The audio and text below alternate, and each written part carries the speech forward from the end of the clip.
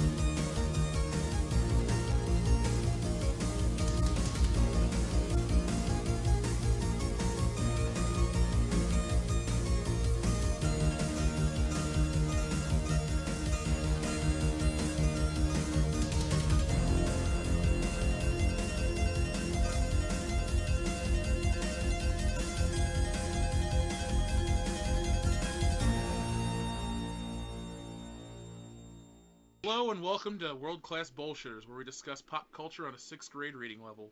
I'm your host, Jeff Hicks, and with me are my partners in crime, Dion Green. Cheerio, cheerio, cheerio. Nick Utum. What up? Dan Kane. This guy. And Dr. Philip J. Seitz. Doctor. How you guys doing? Doing good, man. Doing pretty good, man. I'm ready. I'm alive. Dan, that's a new record for you. Well, gentlemen, for the 38 listeners we have promised James Bond month. Now, little do they know that we tried to attempt James Bond month, and we failed miserably. So, we're just going to try to do a James Bond episode. There we go. So, problem solved. Through no fault of my own, we're going to redo this. And I don't know why that would be my own fault. I was going to say, I guess it would be your fault. Well, you know what? I'm not going to accept the responsibility or the charges. Yeah, that's an old joke. He's innocent, officer. Take him away. Fuck it. Oh, speaking of police. Oh, shit. The cops shut my street down today. Cool. For what? I heard about that. I don't even know what happened. What happened, Dan? There was a plane crash. Not on my street. But apparently there was a plane crash somewhere and it was enough to shut your street down. No. It was in Arkin, Ohio. No. No, Nick, I posted this on Facebook and Nick goes, "Oh yeah, there was a plane crash. Not by my house. Not by my house." All I know is that I was trying to go to the bank and put money in, and I couldn't turn right onto my main street because there's a cop that blocked the street. So I had to go all the way around, and I had to pass Eddie's house. No, we don't. Edit. No, not his name. Hold on, let me mark that 40. Say it again, douche nozzle.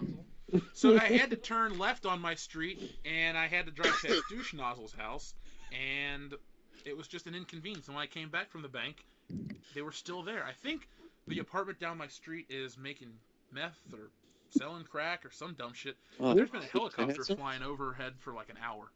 Well, apparently meth is not what it used to be. Apparently heroin's taken over now as the drug to do. Oh shit! It is. On that train. It is. I don't know In how. Cincinnati, though, meth is the biggest issue. In America, McDonald's is the biggest issue. That's true. Hell, fucking yeah, it is. Right the fuck now. I don't really know how to respond to any of that. Well, I mean, McDonald's did start doing breakfast 24 hours a day now, or whatever. Yeah, they got fatter. I'll give them credit. I went to get their breakfast the other day at normal hours, and the food was prepared perfectly. So, good job, McDonald's, for not fucking up my sandwich. Well, I guess we should get into our usual bullshit, right? Hell yeah. So, like I said, this is a James Bond episode, not James Bond month, so that means we're going to have 3 other episodes of shit to do in November, which won't be a problem for us. But before we get into the regular bullshit, let's see what's going on in the world of pop culture. Gentlemen, do you have anything to share? Fuck Starbucks. Okay, I don't... Okay, all joking aside, I don't know what this is about. So, someone inform me. So basically, Starbucks has discontinued their Christmas cups, in light of a more, I guess, politically correct cup, and it's just red for the holidays. That's it. And everybody's outraged. Yeah, literally the cups before, like I think 5 or 6 years before this had like reindeer and snowflakes and Christmas trees and ornaments on them, and now it's just like red. And it actually has major supporters behind it. Like Donald Trump is starting a campaign on Twitter. Really important supporter right there. To boycott Starbucks.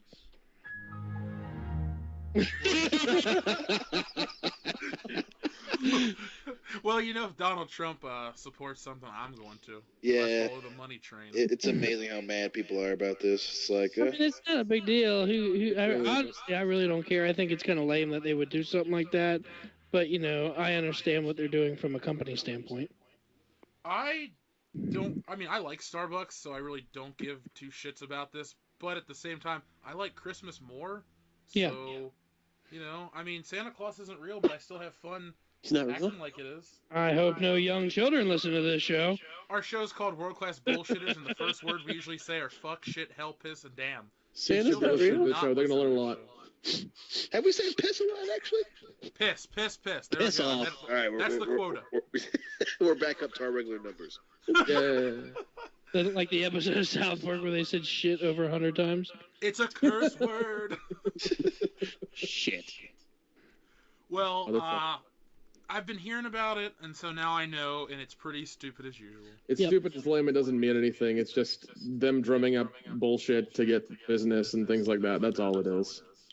Well, it doesn't mean anything. Well, good.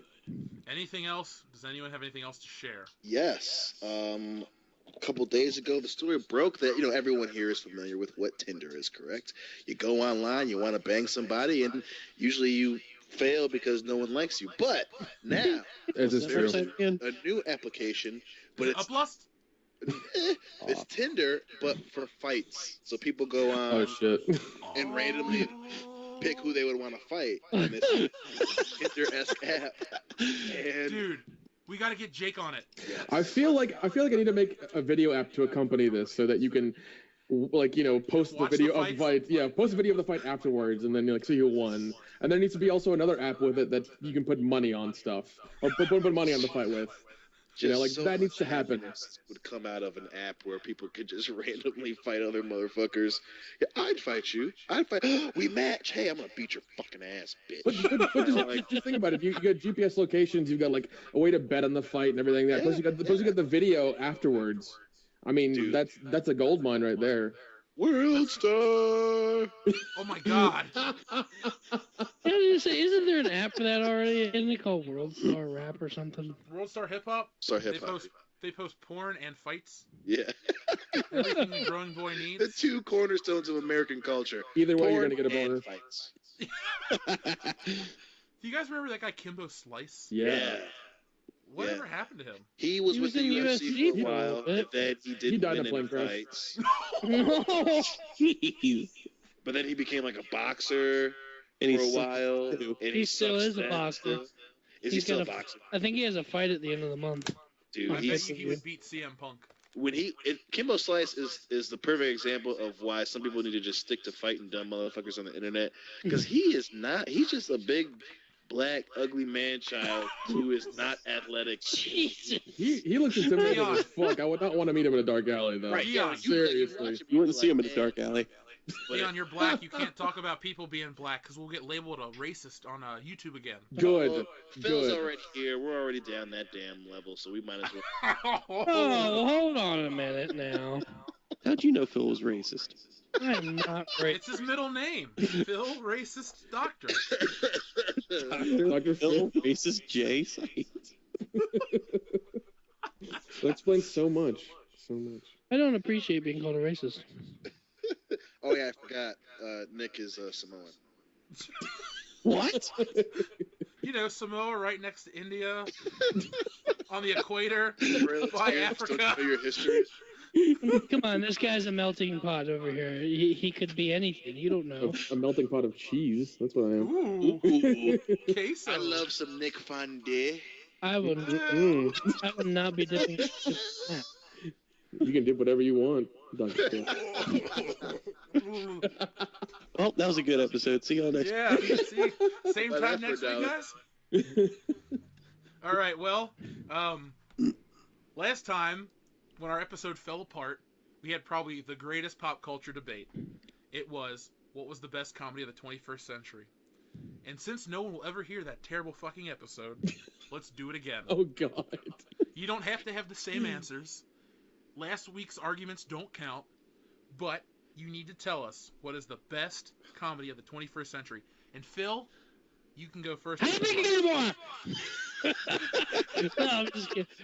Okay, for the listener who doesn't know how shitty the last episode was, Phil gave this whole speech in this big build-up of his favorite comedy, and then he announced it was Happy Gilmore, and it came out in 1996, so he missed the boat by 4 years. I wasn't paying attention. And no one had the heart to tell him until he was done talking. No. I was trying to tell him as he was talking. He was so Pat. He was just like, listen, it's Adam Sandler. It's a good movie. Phil. Was it or was it not a great argument? It was a good argument. Being a Probably 21st century the movie. best argument ever. Don't bullshit. Don't fucking patronize me. No, it was so fucking funny. I couldn't stop laughing, and it had nothing to do with your argument. Fuck you guys. That's why Dan couldn't breathe the whole time. Exactly. Yeah, more than half the episode, Dan couldn't breathe. That was pretty good. You killed me, bro. You killed me, bro. You killed me. Why are you killing me, bro? For a brief second, I thought our call wasn't recording, and I got scared. What, did you stop it or something? I didn't stop it. On the thing, it says recording on, monitoring the Jeff Hicks, so that's what it always says. I was scared. Anyway, let's get into the great pop culture debate. Phil, would you like to go first? Happy Gilmore. Dude, I'll allow Big Daddy. Dan, just Happy let it go. You can't use Happy Gilmore. Choose Billy Madison. I'm gonna go with Step Brothers. Excellent choice. I believe his name is John C. Reilly and Will Ferrell. Stars two 40-year-old gentlemen who still live with their mothers, and then their parents get married. What a quirky situation. Well, one's a mom, and this other one's just living with his dad. The mothers don't get married, but keep going. Nancy and Robert. They live with their parents. And hilarity ensues. I'll pick up the slack for Phil. Step Brothers is fucking hilarious. Don't pick up my slack. I'm not ready. Oh, okay. What else do you have to say about Step Brothers, then, my friend? What else? It's instantly quotable. It's an instant classic. These two guys play off each other incredibly well. It's one of those movies, like, they keep making sequels of stupid movies. I really wish they wouldn't. I really hope they don't make a sequel of this, because it was a movie in its own. It doesn't need to be remade. We don't need to see another copy. I've got bad news for you. Had a great cast. Yeah, I know they have they're making another one. If anything, I wouldn't mind seeing just where they are. I don't even need a whole nother Step Brothers movie. Maybe like a online YouTube thing. They'll never do that. Either it's all or nothing with stuff like that. Yes, Nick, we know. We can imagine. We can dream. Nick, tell us Samoa. It is a great and wondrous land. Pineapples. Anyway, that's my pick. I don't see anything else that's funnier. It's an instant classic, and it's one of those movies that you can just watch over and over and over and over again, and still laugh every single time. I'd like to add a personal anecdote about Step Brothers, and Dion remembers when that movie came out on DVD, Blu-ray, and whatever else. Mm-hmm. I wouldn't stop talking about it. I think Dion hated Step Brothers for a while. I did, because I got to the point I had to say, literally, Jeff, I get that you like Step Brothers, man. I fucking get it. You hated Step Brothers? I'll kill you, Leonard Nimoy. I don't say that. Literally, Jeff was obsessed with Step Brothers. The clown has no penis. Obsessed. Dude, I had never seen a funnier movie in my life. I almost fell out of a chair when I watched it Not the first even time. in a fire. I wouldn't stop saying that line. Yeah. Not even if there's a fire. And then he got Hillary to keep. They kept yelling at each other. Yeah, say that. And they kept yelling at her. I'm like, you guys, I'm gonna fucking murder you. I'm gonna go upstairs. I'm gonna put my nuts on your drum set. Well, my drum set's a guy, so that makes you gay, you fucker!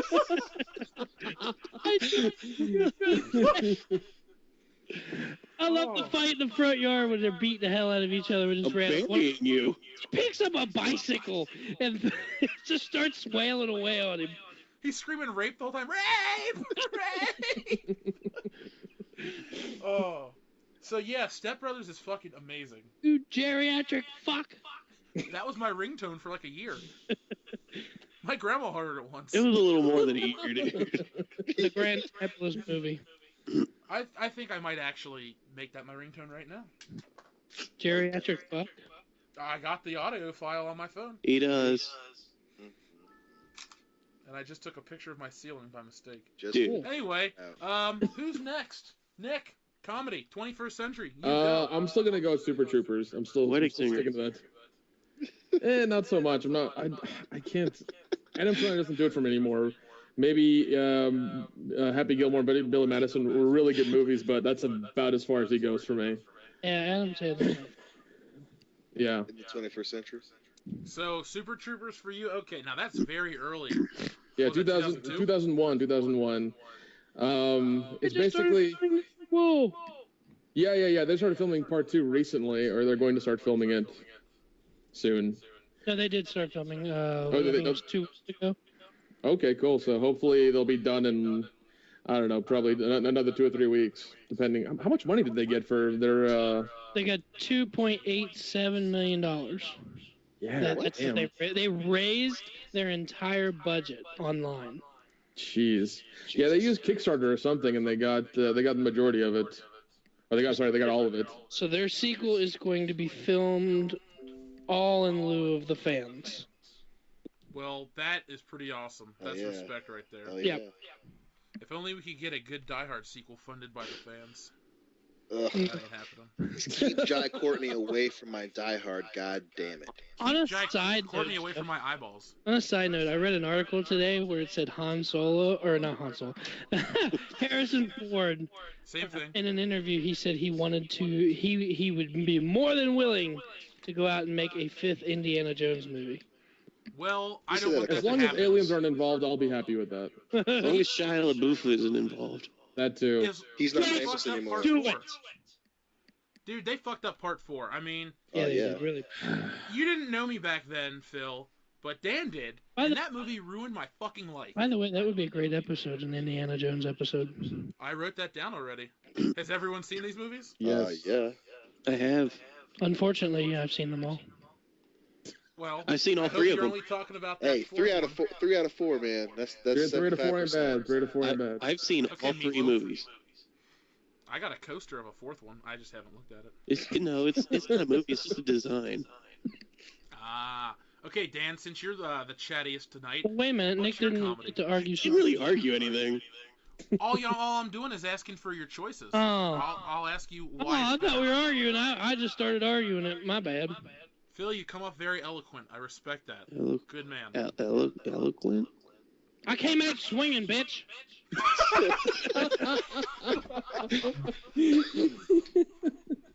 Point taken. Dan, go. I don't know. Oh, Jesus, here we go. That's a great build-up. Do you want me to just give you the same one as last time you said? I didn't do so well last time. And Wedding Crashers. Oh, he picked 21 Jump Street. Which one do I like more, though? You better not even have that real question. Just fucking, you know what you like more.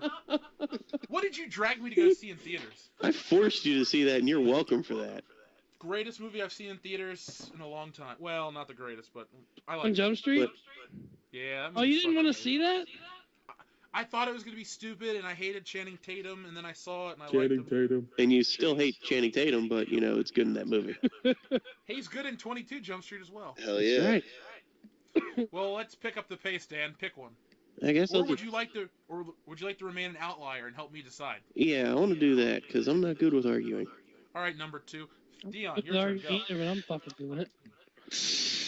Okay, babies. I said it last time. I'm gonna say it again, and I wholeheartedly believe this. Borat Big Daddy. was the best movie Ah. of the 21st century. You're welcome, America. No, you mean the best comedy, not the best like overall movie. No, right? best movie ever fucking made in the 21st. No. I mean, the Point Break remake is going to be the best movie in the 21st I just century. shat my Making a pants. remake of that? Point Break or Bad Boys 2? Two very, very. Which do you think I'd prefer, Dan? I mean, which would you rather watch first? Oh, Very nice. I don't think those events could happen without a considerable amount of paperwork. I love that movie. You could have argued it. I'm not good at arguing. That's true. Aren't they making a Beverly Hills Cop remake too? Well, they were No, gonna make it's a TV show, and then they It's a decided. fourth one. Yeah, then they were gonna decide to make it an actual movie. It'll never happen. Nope. Brandon But, T. Jackson was gonna be his nephew or son or whatever. I heard. Does anybody care about that guy anymore? He does, because he keeps doing those shitty ass Percy Jackson movies. Who? Oh, he's like shit, 40. That guy? Yeah. You talking about the white kid? No, the black dude from Tropic Thunder, Al Pacino. Okay, I've never gay seen one? the Percy Jackson movie, so I didn't. Neither know. have I. Because fuck Yeah, neither have I. It was on TV. He's when like, wait a minute, Eddie Murphy's not. No, that doesn't work. No, yeah, the kid from Tropic Thunder. Yeah, I don't know. I don't think he might. He might be kind of funny. He's a Oh, that guy. kid. He Okay. just he picks horrible ass movies, and obviously Tropic Thunder was his best movie. But it's like, how do you go from Tropic Thunder to fucking Percy Jackson and the lightning shit? Like, what is that about? the lightning Lightning shit. That shit. sounds It's called dangerous. money. That's what it is. It's money. What did he eat? If there's a lightning shit, I want to stay Hammer. away. Bunch of shit. Wait, what was that, Dan? He ate Mjolnir. Oh, God. Mew Mew. Mew Mew. That'll clean out. But yeah, But speaking of great comedies, though, Dion named it. Tropic Thunder was a fantastic comedy. I would. Oh my god. If I was in this debate, I would throw Tropic Thunder in his mind because And you I prob- fucking love that movie. And you'd probably win because that's Since, a good fucking since I'm movie. not in the debate, you could be in the debate. No, Dan. Okay, fine, Dan. You know We're what? gonna You leave be this the up to judge. Dan, really? Yes. Dan knows who drives him around, so he'll let me win. We're all screwed. Yeah, exactly. No, Dan, be fair and I impartial. will be I'll go completely Tropic Thunder. unbiased. All right, I Bullshit. will argue Tropic Thunder right now. So, should we start arguing, Dan, Yes. since you're the judge? Okay. Tropic Thunder, since I didn't plan on doing this, was out of left field. No one really expected it to be as awesome as it was. I mean, No, I didn't it know was the anything about it. It was the comeback for Robert Downey Jr. post Iron Man. It came out the same summer, so he had filmed Iron Man and that. No one really had the highest hopes for it. I remember seeing the trailer, and I thought it was going to be stupid. And then I kind of pirated it online, and I thought it was brilliant. How dare you? All right. I bought it, but no, I think it's a really smart comedy because it's kind of an allegory for the entertainment industry itself right now, and I think it's a lot smarter than people give it credit for. Mhm. And it's still fucking hilarious. A lot of comedies that are trying to say something about life or a situation like this. What is that? At World's End, that final Simon Pegg movie. That was trying to say something about life and getting older, and it wasn't fucking funny. Tropic Thunder did, have something to say about the entertainment industry, and it was fucking hilarious. That's a good Plus, one, buddy. plus it showed Tom Cruise in his real human form. Hairy forearms and all. Yeah. Scientology. Take a step back and literally fuck your own face. And that movie made me like Matthew McConaughey. It did. Whoa. Yeah, I hated him beforehand, and then I saw that movie, and I was like, all right, you're funny. I'm not a My Ben friend wants a Stiller TiVo, fan. my friend gets a TiVo. Wait, Phil, did you just say you're not a Ben Stiller fan? Nope. Go home. I'm Yeah. not a You're Ben drunk. Stiller I am. fan either. Don't feel bad. I can't stand Ben Stiller. Why do you hate Ben Stiller? Because for every good movie he has 3 horrible ones. With the exception of Little Fockers, name a terrible Ben Stiller movie. Fucking Matchmen. Zoolander. He wasn't He's in that movie? I Matchmen. thought that was Nicolas Cage. What? Zoolander. The Secret Life of Walter Shitty. Yeah. Ah, That was a good movie, man. That was a good movie. Come on. It was Night at not. the Museum. I get it. He has a thing Museum for two. fucking what's her nuts, but she ain't gonna make me go across the goddamn globe looking for shit. Kristen Wiig? That's Yeah. that's true. That's true. I love Kristen Wiig, but she ain't gonna make me go get on a I don't. fucking boat somewhere because I love her so goddamn much. Evan Almighty. Yeah. Ben Stiller wasn't in that movie. No, he That's wasn't. not Ben Stiller film. That was Steve Carell. Same guy. No! Steve Carell's actually funny. Wait, Phil, you're cutting out, man. What'd you say? Phil's I said Steve Carell is actually funny. If you No. think Ben Stiller's not funny and Steve Carell is, check yourself, man. Really? Steve Carell That's... is funny. You sound fucking insane. 40-Year-Old Virgin is awesome. Thank It you. was. Yeah. Yeah, often. Brick Tillman, No. Tamlin is awesome. Brick Tillman. Brick Tillman, is that Pat's brother? Brick Happy Tamlin Veterans is awesome. Day. Oh my And god. Matchmen is fucking a horrible movie. Superheroes. Wait, no. You're thinking of Matchstick Men and Mystery Men are two Mystery separate Men, films. Matchmen. Yeah, I was about to say. I love Mystery Men. This is amazing. No, Dude, I got it on VHS. I got it on DVD. If it was on Laserdisc and Betamax, I'd own that too. listen, Hey, speaking of which, that Sony Mystery just Men is finished. Sony just finished making the Betamax players. Ooh. What do you mean they're done forever? Yeah, like they I got. missed out? Yeah, they got done like two months ago. You're fucking with me. No, I'm not. I thought they stopped that like 30 years ago. No, they stopped recently, like very recently. I will look up the article and put it in the chat for you guys. So you can read it. Like it's yeah. Just Okay. recently. I'm not even kidding. Mind is blown. So, who else is going to argue, since Dan's not the proctor anymore? And Phil, would you like to repeat your argument, or should I just remember it? You should remember it because it was. It was a good argument, Phil. Well, I guess I'll step in here and remind the world why Borat is a great fucking comedy for the 21st century. What is almost funnier than a smart comedy? My brothers, what is funnier than a smart comedy with a little bit to say about life? Real people doing real shit. And Borat was hilarious. I mean, you have people down south with their crazy racist ass. The dudes in the Winnebago that randomly pick him up, and he gives them that crazy ass speech where he's just like, "Never let a woman make you who you are," and it's all based around a character that he had on the Ali G show. I mean, it was hilarious. And then you get Pamela Anderson to play along. You get a naked Arab dude on another naked Jewish dude, and their dicks are hanging out.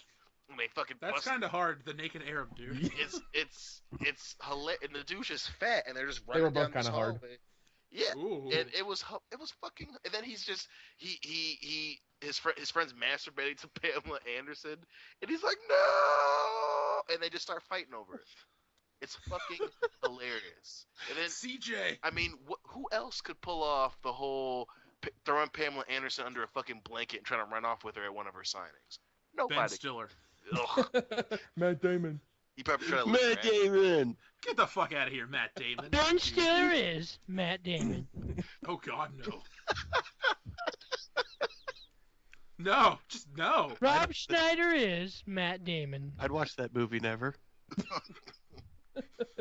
Dion, did you see The Martian? I did not. I heard it was awesome. It was Fantastic. good. Oh, dude, it was so good. I heard Good it was- movie. Gotta check it out. It was really good. Well, Dan, because we've been recording for an hour, and, Oh, 32 minutes of it have counted for this show, give us an answer. Or ask us some more questions so you can determine who the winner is. Dion tried too hard. he used He's trying. he used the word hilarious too much. I'm think he's sorry. I'm bored. talking about a comedy, and it made me laugh, Mister. There's- So and so. That's it. I ain't gonna say shit. The end. Fuck my you! God. I argued mine first. You! That was the argument. Calm down, right there. Dr. Fuck Phil. you. Calm it down. Bring it down a notch. Bring it down. Damn it, You're I'm vain. a doctor, not a debater. Linguist. Master debater? I'm not a master debater, damn it. Well, I have a message for you all in the group chat, so just chill out. I feel like my dad's about to start yelling at me. I got a message for you in the group chat. God damn it. It's kind of sad that I never got to meet him because you used to talk about him all the time. He was a fucking character. I'll tell you that. I wanted to be yelled at by him. He Just once. would yell at you. I remember one time he got mad at me. He was like, "You and your faggot friends." I was like, "What are you talking about?" What? It was just out of nowhere. I was like, I don't want to meet him now. That out.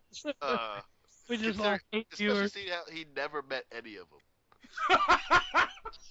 Did he ever meet Hillary? Oh yeah, he met Hillary. He used to call her Snowflake. Ooh. Wow. He'd always be like, "Yeah, where's Snowflake? Where's Snowflake?" I'm like, "Dad, come on now." She's dancing in the wind. Fuck off. But yeah, good times, great oldies. B105? That's a Cincinnati radio station. How'd you know the catchphrase? Well, there was one in Michigan, and they took the same theme. Good times, great oldies 97.5. It's the same thing. Oh my god, we are really off track, and it's hilarious. All right, Dan, just pick a winner. We have so much to talk about this week. I mean, I was out of town in Las Vegas, so we didn't record last week. I missed you guys so much. How was Vegas? Did we lose Dan? Vegas was awesome. I'll tell you a story on air. I had a great time. The end. He went to the Dr. Phil Seed School of Description right there. What a story, Mark. How's your sex life? I cannot tell you. It's private. No, but I'll tell you about my trip to Vegas. It was a lot of fun. We got to the airport, and my aunt and cousin had already boarded the plane and didn't tell anybody. So unless I had made it to the counter, I had 3 minutes. If I wouldn't have made it to the counter in time, I wouldn't have went on the flight. Yeah. Your mom tried to leave you behind. That sounds like a great start. It was a terrible start. We were all pissed. It was 4 of us. It was 4 of the 6 people. We would have missed the flight. So that was that. But then we got to Vegas, and it was fun. We picked up the rental car. We had a big-ass Tahoe. Nice. And then we went to In-N-Out Burger, and it was amazing. And then we stayed up till like 5 in the morning, got up at 9, went to breakfast. I walked like 15 miles in the first 2 days alone, so I was fucking shot. Wednesday we went to the fucking Hoover Dam, and that was awesome. We went inside the Hoover Dam. It was like a James Bond lair.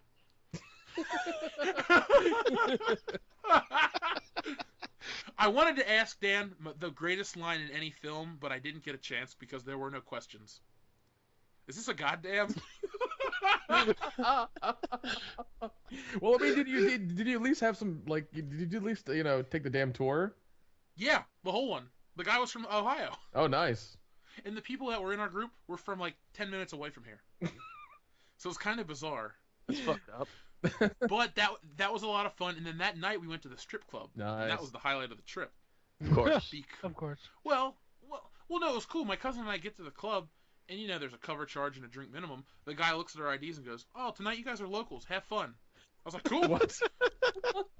We didn't pay cover charge. Nice. We didn't have any drink minimum, and somehow I got a free bottle of fucking Fireball whiskey. What? Fuck yeah.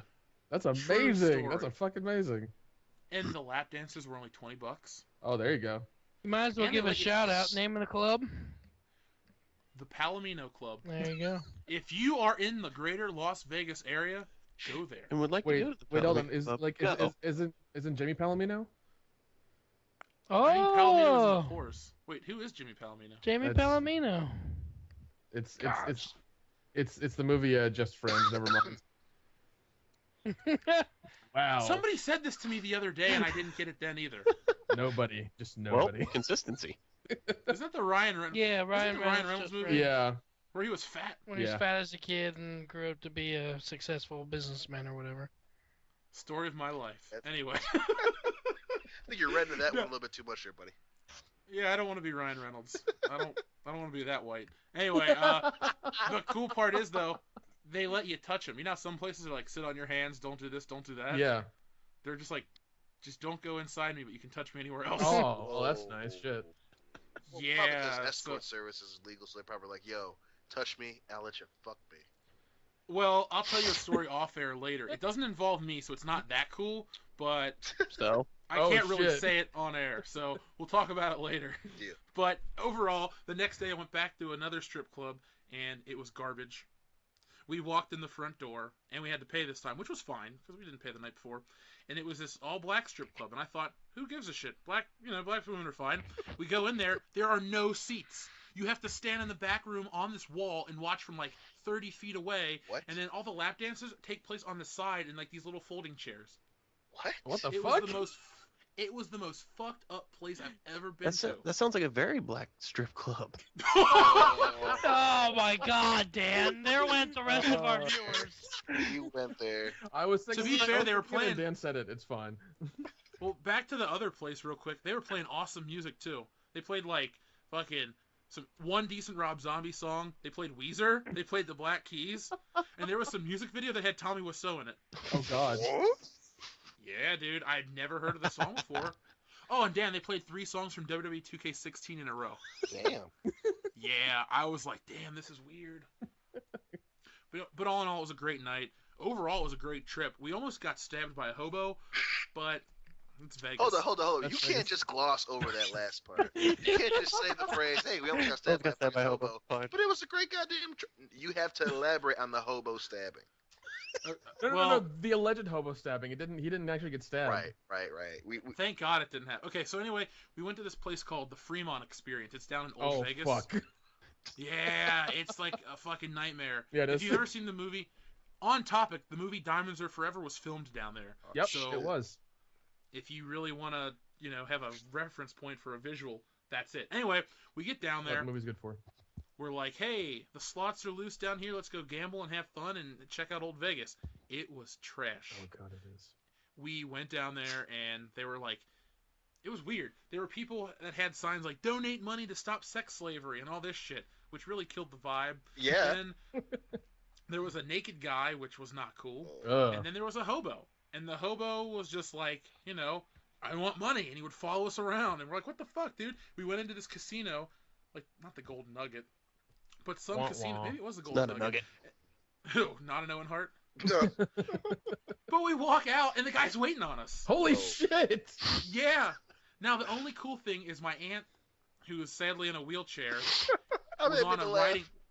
Well, no, Dion, you don't have to feel bad. She wasn't paralyzed in an accident or something. Like, she's not, No, you don't have to feel bad. It's not like we're making fun of her. The only positive thing is, like, she was on a motorized scooter, and she zoomed past him, and we just all kept up with her, and the guy just fucked off, So, her motorized scooter saved the day. Oh my God. I didn't mean to laugh at this. Hey, get me. My favorite part of this whole story was you don't have to feel bad. It wasn't an accident. No, but like when people hear someone's in a wheelchair or something. She's in a motorized scooter, and I'm like, this is just getting better and fucking better.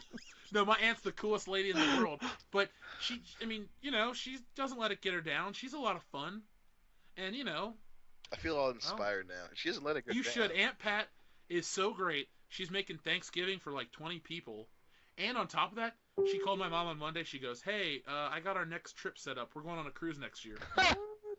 So next year, at the same time, I'll be on a cruise. You should ask her if she'll take her friends. Yeah, we can podcast from the cruise ship. We will be too drunk to podcast. Don't bullshit. That'll be. That would be the best show ever. I'm telling you this, guys, listeners too. We're gonna have a podcast on New Year's Eve. Not maybe live on. Okay, we'll record it when we're drunk on New Year's Eve. If we're not, fucking Dion and I will be together. hooty hoo, baby. I'm excited. We're gonna drink our Belvedere and our Sky and our other Belvedere. And your Heineken. Actually, the Heineken stays here. Okay. Sorry. I'm gonna have to open that container and then put the paper away so it doesn't get bent, because that's why I bought it, so I can save the packaging. Because anything with James Bond is You are a instantly true collectible. James Bond fiend, my friend. Let me tell you a story real quick before we get into our topic of James Gosh, Bond. another story. Calm down, You Dr. asked about the Vegas story. I did not want to share Did it. I? Yes. No, that was You the... forgot already, motherfucker. That was everyone. That was everyone. You wanted to hear more about the Pelham? All I want to say is this: when Skyfall came out 3 years ago, I paid for a small popcorn just to dump out the popcorn and save the bag because it said James Bond on it. End of story. I remember that. You were there. I was there. Segue. awesome. So I we feel went to go inspired now. see. We went to go see Spectre, and they're like, "Do you want a Spectre cup?" And I was like, "Fuck yeah!" As a pig's pussy pork. And then Wait, you had that option? yeah, I got my Spectre cup, bro. But that's not even the funny part. The funniest part was sitting next to it. She goes, "Well, do you want Spectre or do you want Fantastic Four?" What? And I started laughing. I looked at Hillary, and I was just like, yeah, I don't think I'm gonna get the Fantastic Four cup. And then, without skipping a beat, the lady at the counter goes, yeah, that's why we have a lot of them. Hey, Dion. Yeah. We actually had a really fucking funny thing happen to us at the movie theater when we went to see Spectre. This was great. Dan had been working all night, so he didn't eat. So he went up to the counter and got some food. And then I said to the girl who was waiting on us, I'm like, you guys have any more Star Wars cups? She goes, hold on, let me look. And Phil goes, yeah, I want one too. So Dan got one right away, and then this woman goes and walks off to the back. And she's gone for what, about 10 minutes? About that, yeah. Yeah, 5-10 minutes. So anyway, we're just waiting there, we're talking about bullshit. And anyway, she goes, she just gives us the display cups and walks away. What? Yeah. And we look at each other. And we walked away. Wait. And we walked away. We're waiting to be charged. Nothing. So Phil and I got free drinks because this girl just gave us cups. So, girl at movie theater, thank you. Holy shit. And they were Star Wars and they were cool. And it was funny because the guy at the register that charged Dan, he was looking over, he's like, fuck it. He didn't care. He was 20 feet away, he just didn't want to move. He's like, they don't pay me enough. Hey, Jeff, I got a really important question. What was the name of the shitty strip club in Vegas? Oh! It shares the same building as the Palomino Club. It's called, like, Lacey's or something. Okay, so in other words, if you're in Vegas, don't go to Lacey's. Well, the thing is, on the website, it says it specializes in busty women. You know that is my kryptonite. You know I'm gonna go. Yes. I saw a t-shirt right there. I was so excited. The whole day, we're like fucking around, having dinner, and doing dumb shit, and I'm thinking of big boobs. I'm just thinking, oh man, this is gonna be the night. I'm gonna have so much fun. Me and my cousin are gonna go crazy. And goddamn it, nothing happened. We spent $20 for 3 minutes. Oh, fuck that. There were 2 white people in the club, my cousin and the bouncer. and the bouncer just looked at us, was like, I'm so sorry, guys. Oh, man. God, when the bouncer says sorry, you know somebody fucked up. I gotta say, though, back to the Palomino Club, how great it was. There weren't even bouncers that would, like, look up at you and, like, bother you. The one guy that was working the floor, every, like, 20 minutes would go take $20 in singles and throw them at the girl, and then everyone would cheer. It was, like, it was so bizarre and surreal how fun this place was. Jesus, that sounds worse than when I went to Squirrel Chin's. He had his little bachelor party, and we went to one of the strip clubs in Jackson, and it was by far the craziest fucking strip club I had been in. It was very similar to that, but it was just so fucked up. And nothing. Was it tested for herpes? Was it what?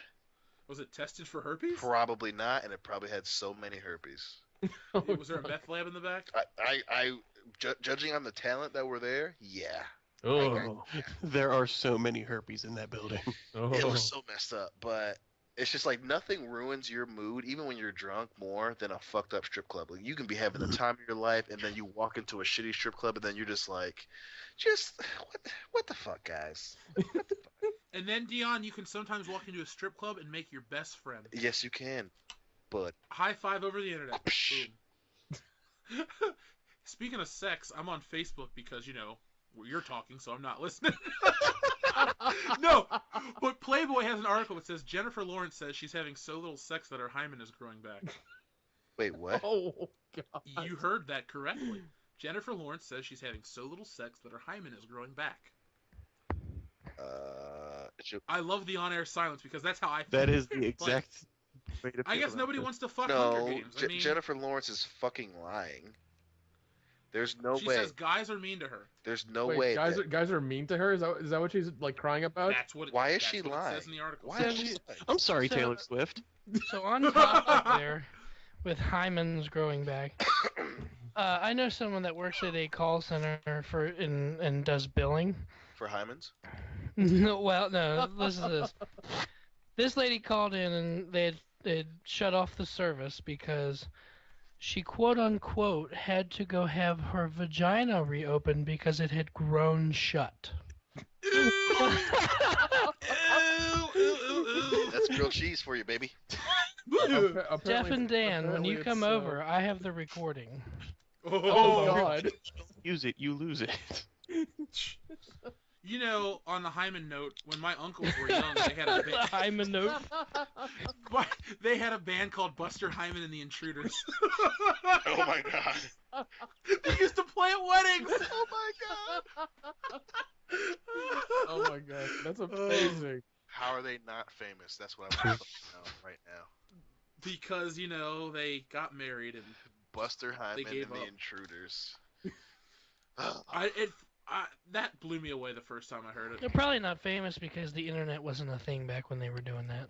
That's true. You know, we should honor them, and we should christen ourselves Buster Hyman and the Intruders, and go out and perform. You can play an instrument, right, Phil? No. What gives you that idea? Okay, you can sing. How's that? Yeah, that's probably not a good idea either. Dan and Phil will sing, Dion will slap at the bass, and I will play the drums, and Nick will play... What do they play in Samoa, Nick? The guitar? The sitar is what they play. The centaur. Ooh. I can Hey, play make sure you guys check out that Yeah, picture. yeah. I sent just in said, the love chat. that why is this on a VHS tape and it's only 4 minutes long? That's the thing that's getting me Did right you now. read who's in the film? Did you read it? Yes, I did. Did you read it, Dion? Read what? Go to the group chat and read the name of the video I just God. posted. It's an actual videotape picture. Oh god. That's ridiculous. Is he really? Like I'm kind of. My ass is eating. I'm kind of interested actually. Can we post this video online? Can that be a thing? I don't know how to find it. Oh, this is not something you have. It's something that's big. No, Oh wait, I think I found it. Oh. I think I found it. God, Holy shit! Oh god. It's on YouTube. Oh. Oh god. I don't know what Oh. it is. Is there visual aid? Or just AIDS. It is the ass and bleeding. Well, you know, the sad thing about podcasting is that our listeners can't see what we're joking about. So, bring it down for a moment. I found a picture of a videotape. The videotape is called My Ass is Bleeding, starring Paul Bearer of WWF fame. What? Yes. Oh no! My Oh ass no, is you bleeding. did it. Oh, damn it. What? Yeah, you put the link in the fucking. I am. You want to watch it together? I'm in. All right, hold on. All right. Get your timestamp set to 0. This is going to be the first World Class Bullshitters commentary track. Wait Okay. a minute. I don't think we're ever going to talk about James Bond, but I don't care right now.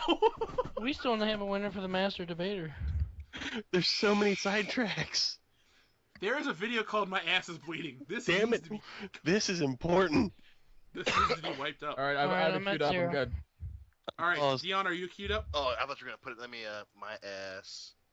No, No. There's a link in the chat. Yeah. I could. It wasn't. I'm in the podcast chat, right? Yeah. Yeah, I'm Skype. Skype Skype. chat. Oh, duh. I'm looking on Facebook like, what the fuck are these guys talking about? Buster Hyman. Okay. Oh god. All right. You got it on set to 0? I Yep. am ready. I am ready to go. Okay, guys. In 3, 2, 1. Jesus Christ. It's a black screen. Yep. Very nice. Very tasteful. It's still a black screen. Don't talk about it, just reactions. Okay, reaction. Well, they can't see what we're I'm here. watching. The last 2 million God. years. Is it Chevy Chase? Greetings. You may know me as Conrad Brooks. Nope, that's Conrad But in Brooks. the annals of time, one thing is Is certain. it dubbed? Ape Yes, it is. Really has never badly killed too. ape. It's like, why are they dubbing a white dude? What? Oh my This god. is- That seems so obvious. This is ripped off of Evil Dead. Easily. Or Evil Dead ripped us off.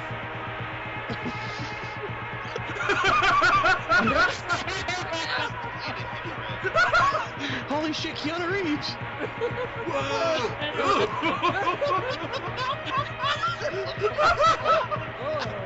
That's supposed to be fun.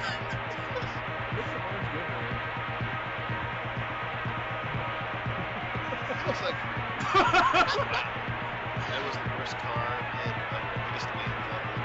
There's no God, it's been I was just gonna rake my lawn. Just rake my lawn. Who wears white pants? Well, if your ass bleeds, perfect pair of pants to wear to accentuate the ass bleeding. Yeah, I mean, you can't go like bleeding or something. You just want to choke really well. It looks like one of the Oh, it's on his hands! There it goes, his hand. It's not infected with ass bleeding. That is the exact reaction I would have. Let him in! How is there blood coming out of his hand? I thought it was his ass. His hand is his ass? His hand is hemorrhaging, I guess. I don't know. Oh god. Yeah, oh, that's so graphic. That's not his ass. He's dead at this point. He's got to be hemorrhaged to death. Fuck. This is the worst door knock of all time. This is the worst thing I've ever seen. No, I could show you worse. Next time. Why is there blood in his mouth? Did he eat his own ass? Maybe that's how his ass is bleeding, is that he ate somebody Oh, else's some ass. little kid. Are you? How is he bleeding down his face? What's this kid gonna do to help him? Shove it in. Is this a random house in Detroit? I think it's his mom's house. That was his mom that answered. Oh, God. He was from Kentucky? That would make sense.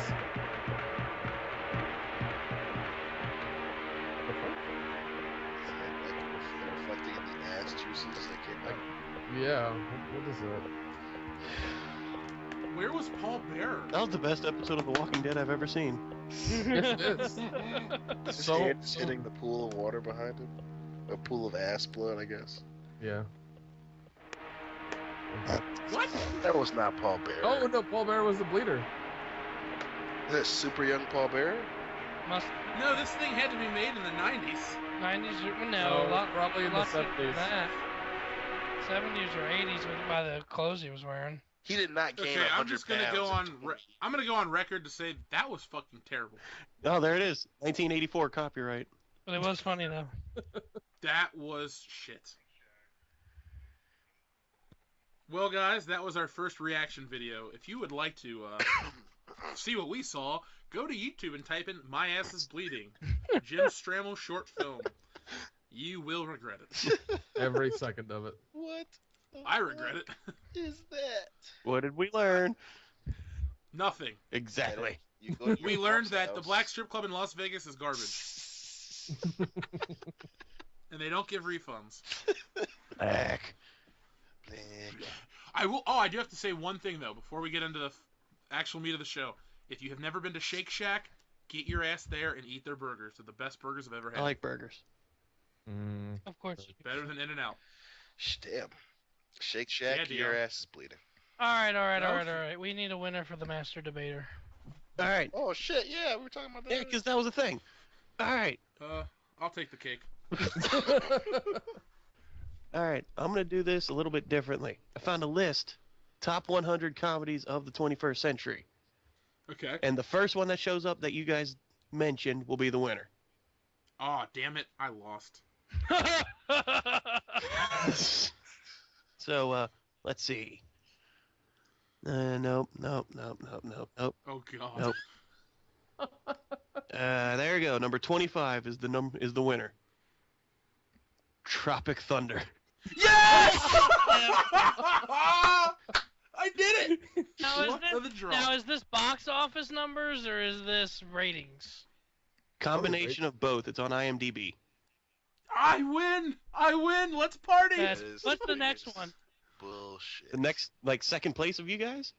Yeah, what's the next Don't one? nobody give a shit about That would be Borat. Ain't nobody gives a shit about second place. It's you. That is bullshit. Hey, Dion. It's okay. You guys, top 5 is okay for the most part. What is it? Read the top 5 and we'll call it a day. Number 1, The Hangover, which the first time you see it, Oh, yes. Yeah, but not anymore. Number 2, Shaun of the Dead. Ooh, Really? Yeah. No. I love that movie. I love it too. It's not the second best comedy of the 21st century. Number 3, Kick-Ass. No. Really? No. Okay, No, we can't no. trust this list. No, No. this list. Is I still bullshit. win. Number 4, Hot Fuzz. Ooh. And number 5, I don't agree with. What's that? The World's End. Oh, I mean, I love those movies, but Well, I don't really necessarily like that one. nobody likes that one. We No. gotta find another list, Dan, because that list is disqualified. That's bullshit. Yep. So that one doesn't count. Oh, too late. We need to move on.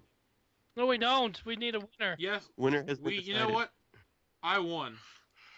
Fuck you, Dan. But you know what? The real winner are our listeners, because I hope Really? somewhere they're I laughing don't their think asses so. off. Yeah, it's just gonna come out as a bunch of jumbled laughter and Dan going, So, let's just get on to the meat of the show. Let's talk James Bond. You guys ready? Do it to Do it. it. Alright, so, little did you guys know that last time we tried to record this episode, and it was dog shit. Very much. So we're going to try it again. And this time we're going to start with a film we've all seen, Spectre.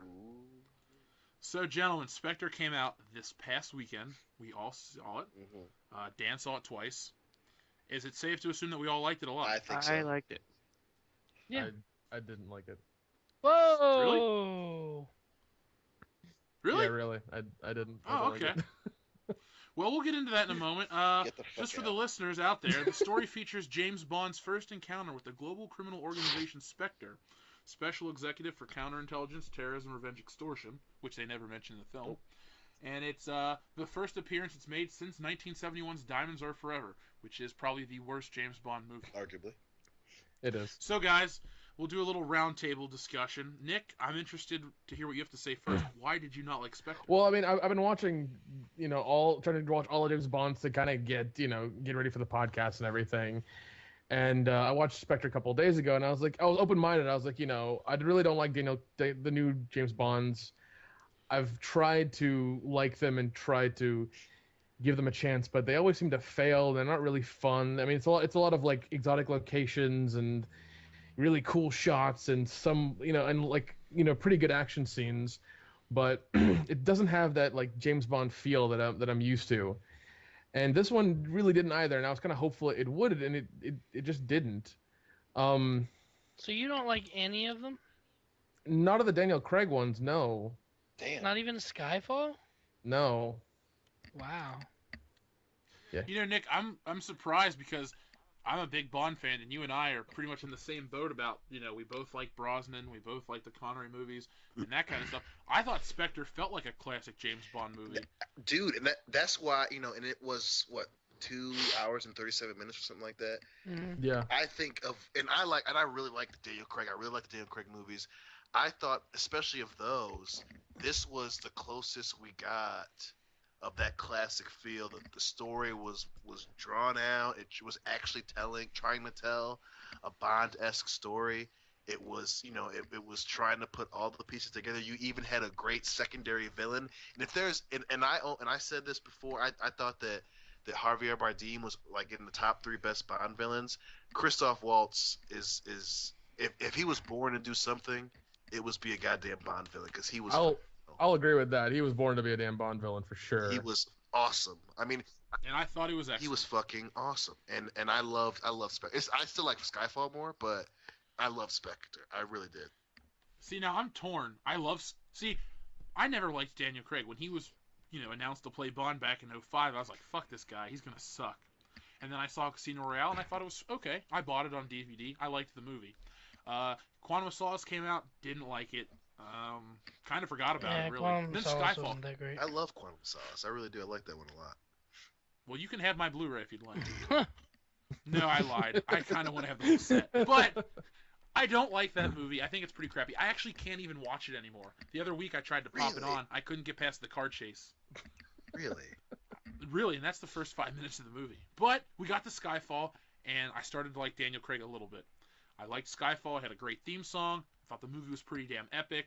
It had a good-looking Bond girl. The only thing I didn't like about Skyfall was it was about M, and I don't like Judi Dench's M that much anymore. See, when she was in the old series with Pierce Brosnan, she was kind of an extension of the classic M. She was his boss. There was a certain level of professionalism between them. And this new one, she's like his mom. He goes to her house. She tries to take care of him and do all this extra shit. I didn't like that. Yeah, it was a little too odd with that whole feel. It's just. So when she died in Skyfall, I was happy. And at the last shot of Skyfall, when he's in that office and he says like 007 reporting for duty, I couldn't wait for Spectre. And Spectre came out, and there was no Judi Dench, and I was not disappointed. Yeah, and I guess I understand the aspect of the whole mom thing, but I think that if there was anything that the other Bond movies didn't do was elaborate on their relationship, and you know that I like a lot of the Pierce Brosnan ones, but that was one of the things that I was hesitant on about those movies, is that they don't really go into his relationship with M really until Die Another Day, and the movie was just shit on top of shit at that point, so you didn't really care. But I thought they did a good job with it, with the Daniel Craig movies, and plus, as far as the Daniel Craig ones not being fun, when you put too much fun in a James Bond movie, you get the fucking Roger Moore movies, and then they're horrible, And embarrassing. And embarrassing as fuck, especially for the franchise, So, and again, I can agree that they're not very fun, but I think I enjoy, especially with Spectre. I mean, it was a little bit of comedy in there, and again, it was such a very reminiscent movie. For me, it reminded me so much of Thunderball. I mean, Spectre really reminded me of Thunderball, and that's probably one of the reasons why I like this one. But that was... See, now, I found a lot of fun in Spectre. I mean, I was at the very end when he went into the old MI6 building. I was like, holy shit, it's kind of like a Bond lair. I mean, I'm one of those people that really is really into Bond. I'm talking like almost too much for my own good. When I was in Las Vegas, they had an Omega Seamaster store, and I took saw pictures you of with the fucking store. with your random arm in it. I'm like, why did you take that picture, Jeff? My watch didn't show up, but I have the watch not the exact one, but I have an Omega Seamaster like James Bond. It's my favorite thing I own next to my car. And I really love Bond. So when I saw this movie, I was picking up on every little detail. I mean, I even laughed when they opened a door and Phil goes, "Why are you laughing at a door?" I mean, no, there was just like small little... that was I understood that there was something there that you got that none of the rest of us got. Literally, Jeff was the only one in the theater that laughed when they opened that door and started talking about the printing company. Yeah, because I don't know who listens to this show, but if you like James Bond as much as I do, there's a story called The Hildebrandt Rarity, which has never been really adapted into a film. So M opens a door that says Hildebrandt Printing and Rarities, and I was like, oh, cool, Hildebrandt Rarity. No one ever talks about that. So I laughed. I mean, and Q they even mentioned it. They made a quick about it. Quick whip. Well, quick whip. Quick whip. I mean, back to this movie though. I mean, I thought to me it built up on everything that Skyfall didn't have. The only thing that I like more about Skyfall, well, not the only thing, but the main thing I don't like about this film is the theme song. It is fucking garbage. Yeah, I tried getting into it whenever the movie started, because usually the theme song is kind of like the thing, and I couldn't, man. I couldn't. It sucks. See, I like the song because I like Sam Smith, but I didn't feel that it fit a Bond movie. That was Phil. That's the exact same thing. I like the song, but when Hillary and I were leaving, I was like, I can understand why Jeff said he didn't like it, because it doesn't feel. For me, it's the same as Live and Let Die. Like it's a good song, but then so it's gonna be Live and Let Die and fucking The Writing's on the Wall, where you're gonna have to be, oh yeah, that was a James Bond film. I'm gonna keep saying, holy shit, it was. Like, that's how I feel about the song. Well, unless I guess you haven't heard it as much as me, but the song from Octopussy, All Time High, is garbage. Yeah. No, it doesn't even mention James Bond. It sounds like elevator music. Octopussy's horrible. It is. It's one of the worst. Roger Moore. When we go more into James Bond movies, I'm just gonna say it now. Roger Moore is the worst James Bond. Yeah, I got that too when I was watching the movies. Actually, I stopped mid Roger Moore. I guess his run of Bond movies, just because I couldn't fucking do it anymore with him. It was just so goddamn boring. Oh my god! When I do my He's yearly in so marathon, many of them. Yeah, technically he's got the most official ones with 7. Jesus. Because Sean Connery's in an unofficial film called Never Say Never Again, directed by Irvin Kershner, the guy that made Empire Strikes Back. And RoboCop 2. True, I completely forgot about RoboCop 2, but nothing's as bad as RoboCop 3. Yes, agreed. Is that the one with the jet? That's the jetpack one, right? Yeah, and then the Asian cyborg. The two Asian cyborgs, and you never saw the live action TV show. Oh god, I forgot about that. I dude. think I have. The animated show was pretty good, but that's so bad. Hey Dion, speaking of TV shows, remember Hercules: The Legendary Journeys? Fuck yeah! Remember our epic Thirsty Thursdays watching Hercules Legendary Journeys? I'm gonna have to stop right now because all of a sudden I want to watch that show desperately. Oh my god! Anyway. Exactly. It's the greatest show of the We're doing '90s. that. That wasn't that great. We're watching Yes. it in Michigan. Bye. If it's still on Netflix. Anyway, back to Bond. It is. Where did you end with Roger Moore, Nick? What was the last Roger Moore film you watched? I watched all the Roger Moore ones. The last one I watched I watched all the. I think I ended with Moonraker with Roger Moore because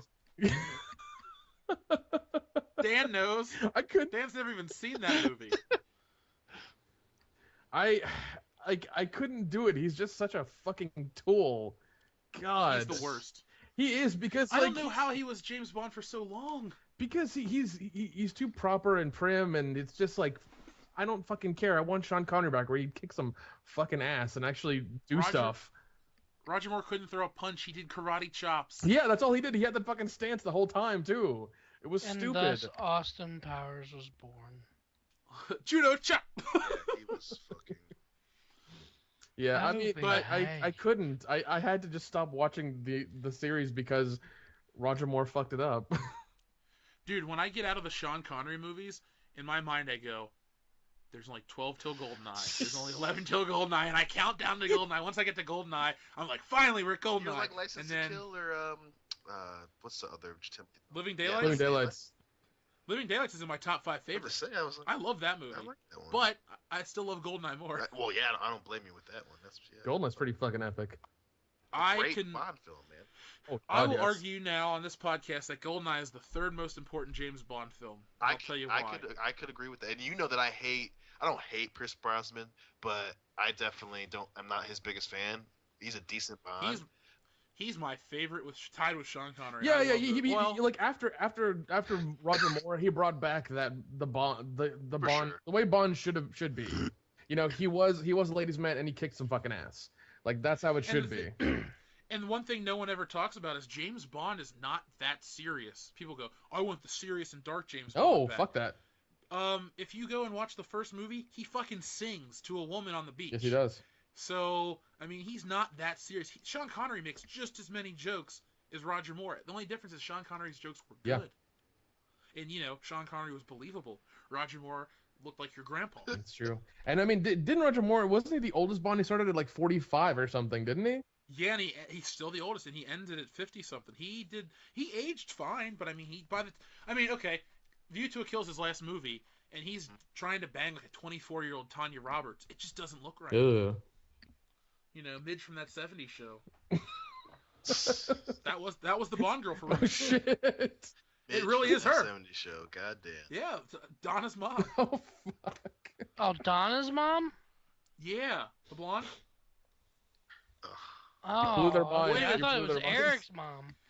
Ew, Kitty Foreman. Yeah. Hell no. She was on an episode of Friends. Multiple fuck episodes of Friends. Friends. Dion's favorite show. Oh, God damn it, Jeff. Fuck Friends. I'll be. I don't know. I'll be there for Okay, you. okay, we get it. When the rain starts to Oh, fall. Oh, wow, he knows the lyrics. I just knew the first line. I will not admit to watching Friends like every day after school in grade school because it was on Channel 19. God. That's a sad But- ass channel. It wasn't. Hey, dude, they showed The Simpsons and King of the Hill beforehand, so I was very happy. I've been watching Scrubs in between the James Bond movies just to keep myself sane.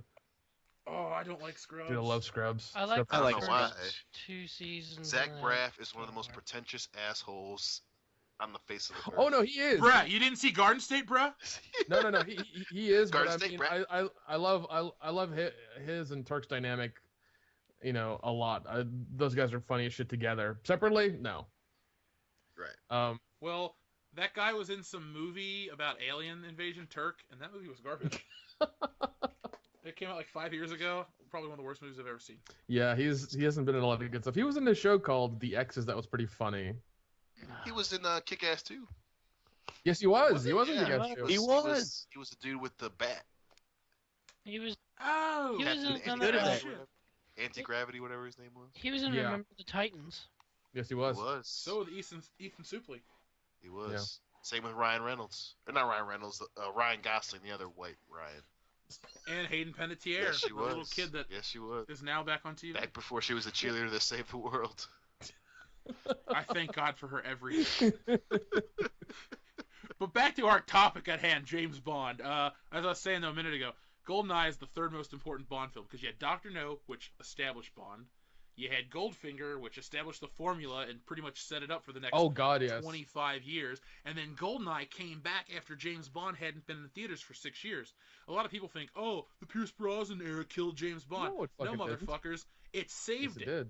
Because if you did a little bit of research, you'd learn that between 89 and 95, there were no James Bond movies. There were legal battles. There was really no James Bond anything. And if GoldenEye wasn't the hit it was, it wouldn't have come back and worked. Funny story. Anybody heard of Ace of Base? Yes. Do you really care about him? No. No, see? But you gave a shit about James Bond. They were actually tapped to write the song GoldenEye, but their agent told them not to do it because they said, James Bond's not relevant. It'll be gone in 5 minutes. Well, 20 years later, we're talking about GoldenEye. Who gives a shit about Ace of Base? And we never heard from them again. The Sign was their only hit. The Ace of Base. I saw The Sign, yo. The Ace of Base. So, guys, overall, what would you give Spectre as a rating out of 10? Let's go around the table. Nick, since you did not like the film, you go first. What would you give it out of 10? I'd probably give it like a 4 because, I mean... Ouch! Because Diamonds Are Forever is fucking horrible. And I now know why, you know, watching all of them, I understand why it is horrible. But Spectre's, I don't know, maybe, I don't know, I'd probably give it a... Let me change that. I'd probably give it a 5, though. I'd give it a 5. So right in the middle? Yeah, right in the middle. I'll give it a 5. Okay, Dan, you saw it twice. I give it a 9. Let me ask Dan this, since he's seen it 2 times around. Was it... Because a lot of movies we really liked the first time through, and then the second time we're like, eh... What did you think of it going through it a second time? I still enjoyed watching it a second time. I'd go see it again. Oh, don't tell me that, because I'm going to make you go. It's on record. I'd see it again. It's on record. All right, let's go one of these days. Done. All right. Phil, you were there with us, too. I'm going to give it a 8.5. Okay. It's definitely not my favorite Bond film, but I really do enjoy Daniel Craig as Bond. A lot of people don't. I think he's one of the better Bonds since Sean Connery. But the song the song did kind of bring down the vibe of the movie, and it's right in the beginning of the movie, so I was kind of disappointed in the song. But other than that, it was a great film. Dion, the man with the master plan. Thoughts on Spectre? I too would give it a 9. I loved it. Like I said, it was very reminiscent of the early Bond formula that fucking worked. And, you know, it was a long movie. I thought the story was put together perfectly. It had so many moments that made you go, oh shit, you know, especially when he's at the Spectre meeting and best part of the movie. And Batista kills that dude, and Christoph Waltz just like, it's fucking crazy, blah blah blah blah. Right, James? And everyone's just like, speaking of Batista, he was fantastic in that movie. He was. All his lines were perfect. all one word of them. The one. But yeah, he was. I mean, it was another movie where the secondary bad guy was a fucking huge. Like, you're just like, this big Italian European looking motherfucker is gonna kill everyone. You know. He's part Filipino. And, well, he's part something that kick your ass out. Because he was, especially when he comes on the train, and he just kicks the fucking table. I'm like, he's going to kill these 2 motherfuckers right now. That was great. That was awesome. He just came out of fucking nowhere and was like, boom! They're just like, let's have some champagne, babe, sure. Shut the fuck up, I'm Batista. I'm sure that's how every day on set was. Shut the fuck up, I'm Batista. Batista's a woman. He slapped her. He walked alone. Yeah. Well, if we're... Oh, damn. I mean, if we're going to talk about slapping women, James Bond used to slap the shit out of them. That's true. You know? And then Roger Moore happened. To be fair, Roger Moore tried to slap a couple women in his first 2 movies, and he just looked like a... He physically couldn't really throw hard a on slap. the shoulder. He just grabbed him really, gripped them really hard on the shoulders from that. You're hurting my arms! Also, like, Roger Moore didn't have the signature drink for a while. Nope. I think the first 2 or 3 movies it was just like whiskey or something like that. Well, I mean, to be fair, he was in a shitty bar in Harlem. I don't think they're drinking vodka martinis in a shitty bar. Yeah, in but Harlem. that could have been soul. funny though. He could have gone to the bar and been like, martini shaken not stirred. That could have been the funny thing. But One thing, I'm going to tell what I think of Spectre, and then we're going to talk about the franchise as a whole, and we'll bullshit on that as long as you want. We'll talk about what you like, what you don't like, because I got a ton of shit to say what I don't like about Roger Moore movies. If it helps, I found an actual list that ranks every Bond movie, official Bond movie. Is it on IMDb? Worst to best. Well, hold on. Read that in a second. Let me just tell you, I'm with you, Dion and Dan. I would give Spectre a 9. To me, this was like what I've been looking forward to all year. Everyone else in the world is going, Star Wars, Star Wars. I may have 3 giant Star Wars posters on my office wall, and I may have way too many pieces of merchandise, but James Bond has always been my favorite, and a lot was riding on this movie. So for me, the movie I was most anxious for turned out to be great. I liked it more than Skyfall, but the song from Skyfall is way better. It was. They were supposed to bring Adele back, and she said no. I'm not gonna lie. If they would have just taken the song Skyfall and replaced the word Skyfall with Spectre, I would have fucking loved it. And Spectre. It's fine. It works. Let the Spectre. It doesn't even make sense. But that song was just so great. It was. That song was so great. It was, man. But I was sitting there smiling the whole time. It had everything I wanted. It was kind of funny, like when he fell out of that window in the beginning and landed on a Yeah. I couch. love that. It was just like, okay, it's this kind of movie. That right there, that moment told you this is what you were in for. And that's fine. That's what James Bond has always been. It's never been this dour, serious franchise that was so realistic it wasn't fun. That opening scene was fantastic with the one singular camera motion all the way through that opening scene. It was fantastic. I will give that props. That was really good. The only thing I will say, though, there's no way in hell any one of us will leave a sexy-ass Mexican woman on a bed to go out and shoot. No, There's no way. God, no. I concur. I can tell each one of you motherfuckers will be like, listen, I'm going to get one nut, and then I got to go work. I'm True, true. Second. Dion, I'll tell you, Give me I 5 shouldn't be a minutes. I spy just need because 5 I would have minutes. spent time with her, and then I would have got tired and just laid around and had something to eat. And I would have let that stadium get blown up. You'd be I'm like, not oh, a shit, spy the material. It would have never happened. They're dead as shit. Ernst Stavro would have won. But yeah, I just thought everything about the movie was pretty damn excellent.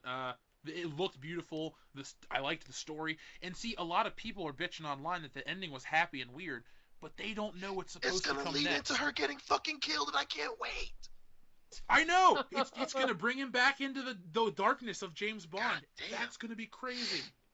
I guess a lot of people are just like, oh, I've seen the last couple Daniel Craig movies, and that's all the James Bond movies there are. No, there are 53 years of backstory with these James Bond movies. There's tons of shit. Daniel Craig, the movies are essentially borrowing from each one of those movies. That's very true. And kind of creating its own narrative.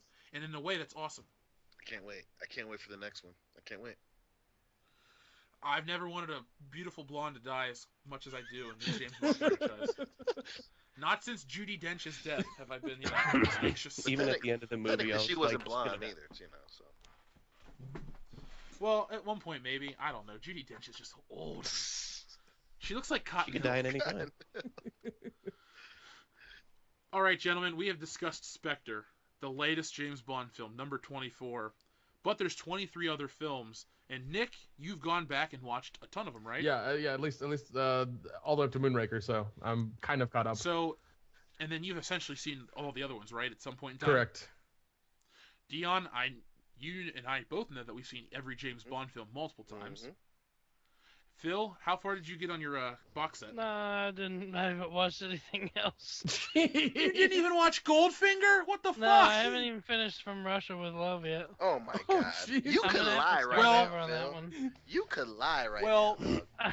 I guess this is going to be a 3-man show from now on. So, Nick, Dion, myself, yes, Jeff, what would you like to discuss about James Bond? And Nick, before we finish the show, remind me to bring up the codename theory and why it's not real. Will do. Okay. So, what's favorite Bond film, guys? For me, Jeff, you know my favorite one is Thunderball from top to bottom. I love that movie. Like I said, that's what Spectre reminded me of. That's one of the reasons why I love this so much. The fact, the underwater scene is awesome. Domino's I can say she's my favorite Bond girl. She's so sexy. She's so fucking good looking. I love. Number one, what's happening is so crazy in Thunderball. They call in all 9 of the James Bonds, all 9 of the 007 or the 00s, and obviously, and they do such a good job of not showing you any of them because again, 007's the main one that we care about. They don't show the other 8 00s, and of course he's the one that stumbles upon the shit that makes the movie happen, and it's awesome. It's a great movie. Thank you, Dan. Nick, favorite 007 film? Go. Shit, I gotta go back through my notes now. Hold on. Oh shit. You want me to go? Yeah, sure. Yeah, go through your notes. Let me go through. All right, I hate to be that guy that has to cheat, but it's a two-way tie, and I can't decide which is better. So I'm gonna pick From Russia with Love. I'm gonna pick Goldeneye. Those are the ultimate James Bond films to me. Goldeneye was technically not the first Bond film I saw, but it was what made me aware of James Bond as a live action character, not that cartoon James Bond Jr. Just one of the earliest memories I have is seeing that trailer on TV where it's like, the name, the number, and he walks up and says, "Are you expecting someone else?" That's just a moment of my childhood I remember. I saw the movie as a kid, and I fell asleep in it. I remember falling asleep in the part when they're at the fucking all 6'1" of you. Statue. Hey, I was only 5'9" back then. No, but I just remember falling asleep, and I still liked the movie. I went out and I rented it, and then that was one of the first movies I ever bought. Fun fact, every time I get a new TV, the first movie I test out on that TV is Goldeneye. Just tradition. I love that fucking movie. And then From Russia with Love is probably the best made James Bond film. It's got the best Bond director, Terrence Young.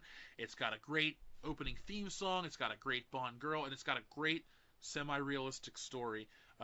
It starts to go over the top with Goldfinger, but that's not a bad thing in my opinion. But I kind of like the smaller approach of From Russia with Love.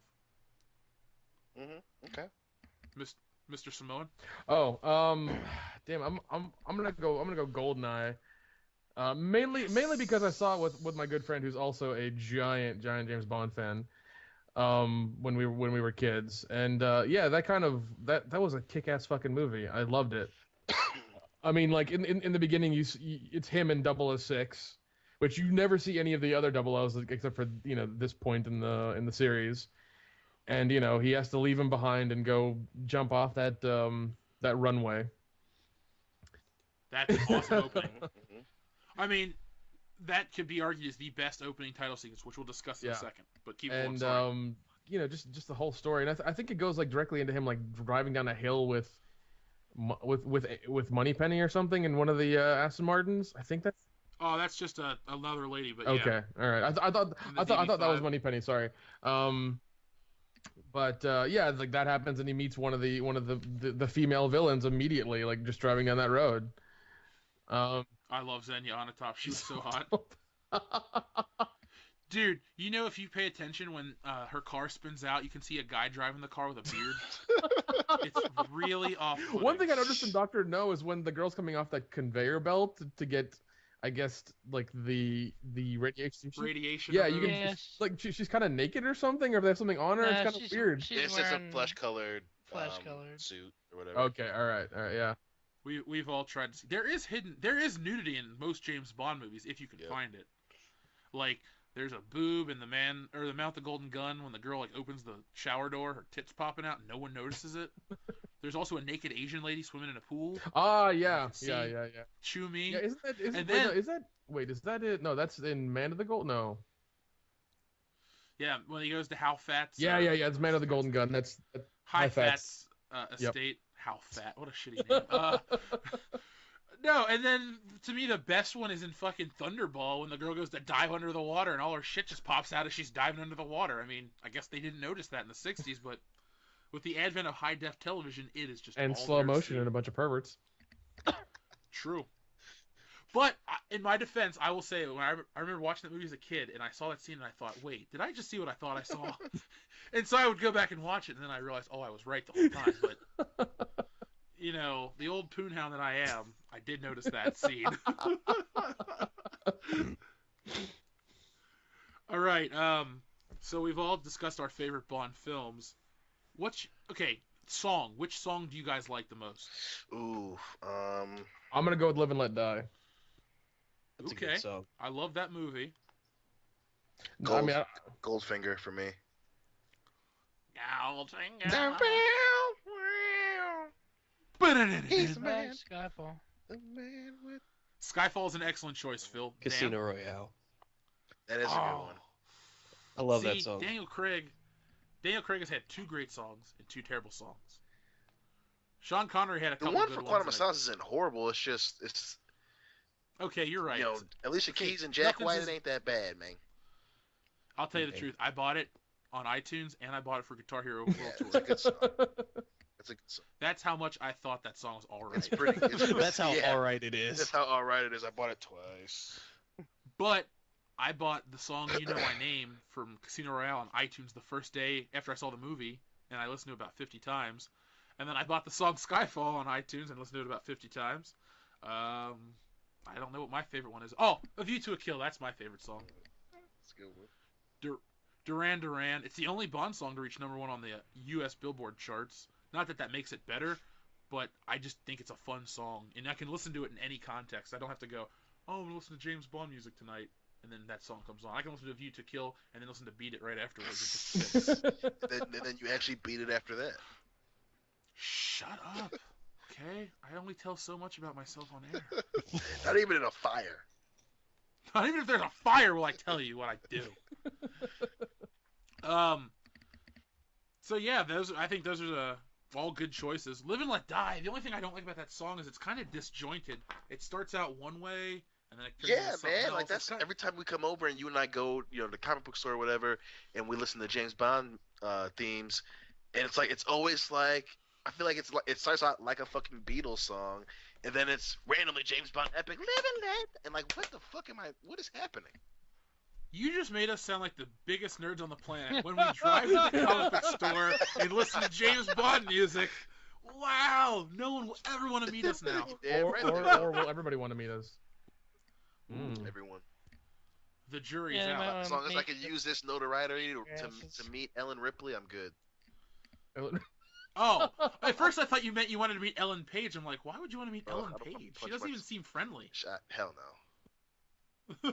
I didn't like Juno that much. No, that's because you're an adult and you can drive. That's why you didn't like Juno.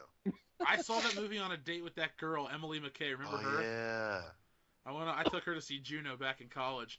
It was a movie. Dude, it was okay. You wish it wasn't a movie. It was not okay. Fuck that movie. No, the movie that you say fuck that movie to is Easy A. Oh God, I hate that movie too. God. Okay, random side note. We went to see that for a free screening. And there's just some scene where the girl's best friend turns on her, and Dion goes, God damn it, really? And the whole theater erupts laughing. It was Black so guy in a funny. movie It made the theater. whole movie. Oh, I think Dion actually was the only black guy in that movie Probably. theater. It's Easy A, of course he is. God, I hate that movie so much. Oh. I do like Emma Stone a lot. That movie was eh. I do too. I think she's funny, but not there. She was good in Gangster Squad. She was awesome. Yeah. That's a great movie. That is a damn good movie. I think we're the only podcast on the internet that endorses Gangster Squad. Dude, that was a good fucking movie. Dude, where the kid gets killed and Ryan Gosling has that crazy ass look on his face. I'm just oh God, yes. That was a great scene, dude. Dude, I'm a hardcore Josh Brolin fan, and he fucking is amazing in that movie. He fucking whips ass at the very beginning of the movie. Oh, movie. yeah, immediately. He just beats the whole floor, dude. He's like, well, I saved some bitches today. I thought you said he rips ass at the beginning of the film. I don't remember that part. I'm sure we all seen John Wick.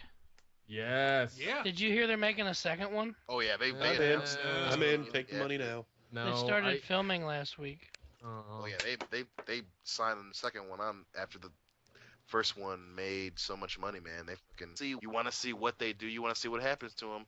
I still want to see a Hot Fuzz sequel.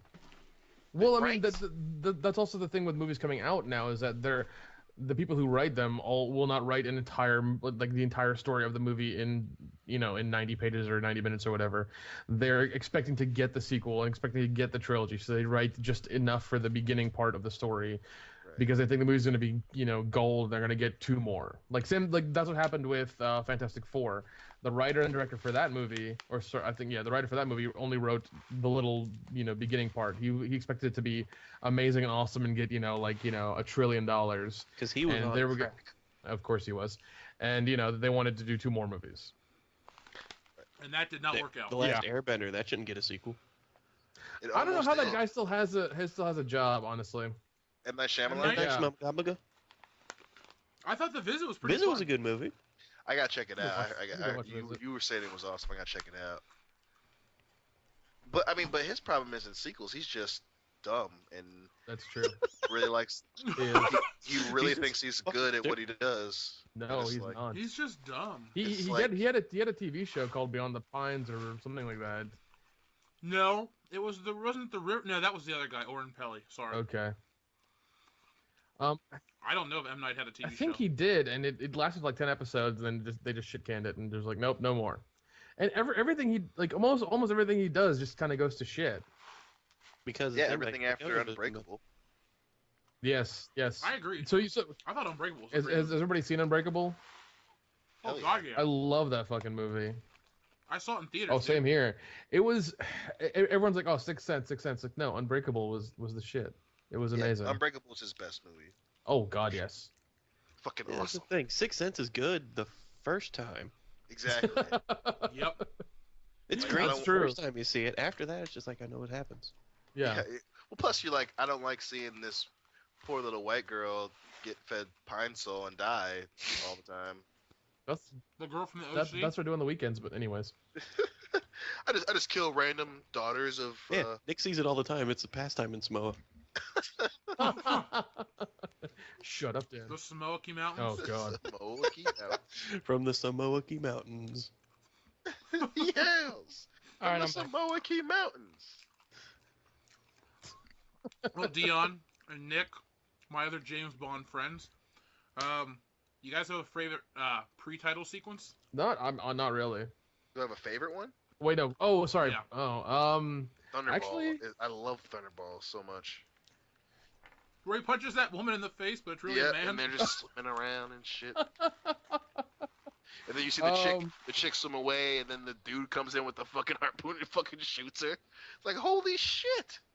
yeah, mine is Thunderball as well, but mine's because of the jetpack. Yeah.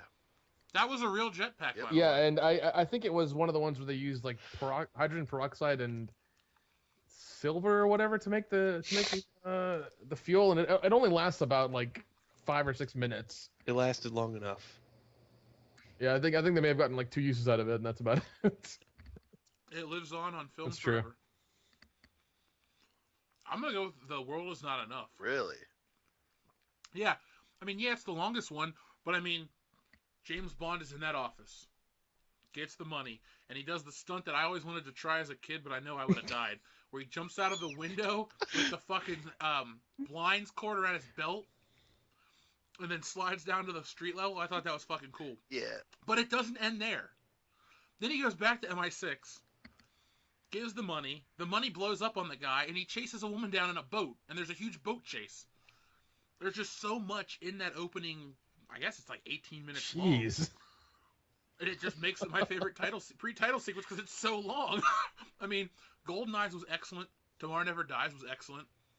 Hell, Die Another Days was cool. You know, Die Another Day is a terrible Bond film.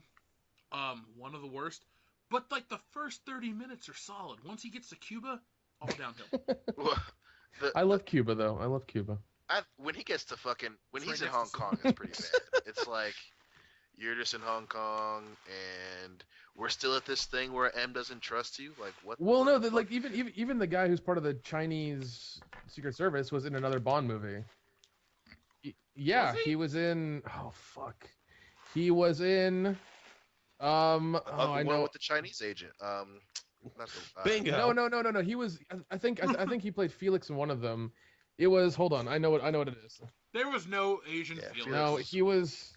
Yeah, Felix has always been a white guy, and he doesn't. Are you Hold on. thinking of A View to a Kill? Yes, he was in there. Because I don't think that guy's name is David Yip. That's the dude from Indiana Jones and the Temple of Doom. Really? Yeah, remember, what's his name? Wohan or whatever gets shot in the beginning? He goes, I go on many adventures with you, Indy. This one I go first, and he dies in the club. That might be, but I mean, I remember seeing it, man. Maybe all the Asian people look the same, but. Oh God! I could have sworn he was in a previous one, but I don't know. Is it A View to a Kill or Tomorrow Never Dies you're thinking of? Oh no, I'm thinking of A View to a Kill. Maybe then. Hold on. A View to a Kill. Yeah. It is. I'm pretty sure it's A View to a Kill because Mayday chokes him out in the SUV right before they drive off. From that one woman's house, Sutton. Stacey Sutton. Yeah.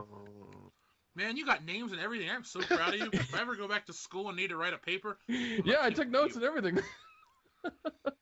I have like two or three pages here. Well played. When I was a kid, I got this book called The World of James Bond. I think I read it 45 times. Jesus, dude. Yeah, it's one of those like DK eyewitness science books. Oh, nice. Yep. And it had like illustrations of how all the gadgets worked, and it told about his childhood and all this other shit. And I just would sit and read it for hours and watch all the movies, just constantly watch it and read it. So that's where I get a lot of my James Bond knowledge from. Cool. Plus, I still read all the books. Once a year I try to read at least one novel. They're not as good as the movies because they're really different. They're a lot darker and a lot drier. But that's English humor for you, I guess. Yeah. We're here to discuss the Bond films, not the Bond books, because no one would listen to that shit. I mean, I remember I used to listen to this horror podcast called Bloody Good Horror, and they had a spin-off show. It was about books, and I gave it one listen, and I said never again. Yeah, doing something about books nobody's gonna listen to that. It's just not gonna happen. I mean, if you want to hear about the book I'm reading, The Disaster Artist, just Google it. Tommy Wiseau is crazier than shit. Is it about his experience or something? It's about No, it's the guy Mark. Yeah, his friend. The book is about how they made the room. Oh fuck, dude, it's crazy. Yeah. The craziest part of that story is though James Franco bought the rights and he's adapting The Disaster Artist into a film about making the room. Of course he is. Of course James Franco is.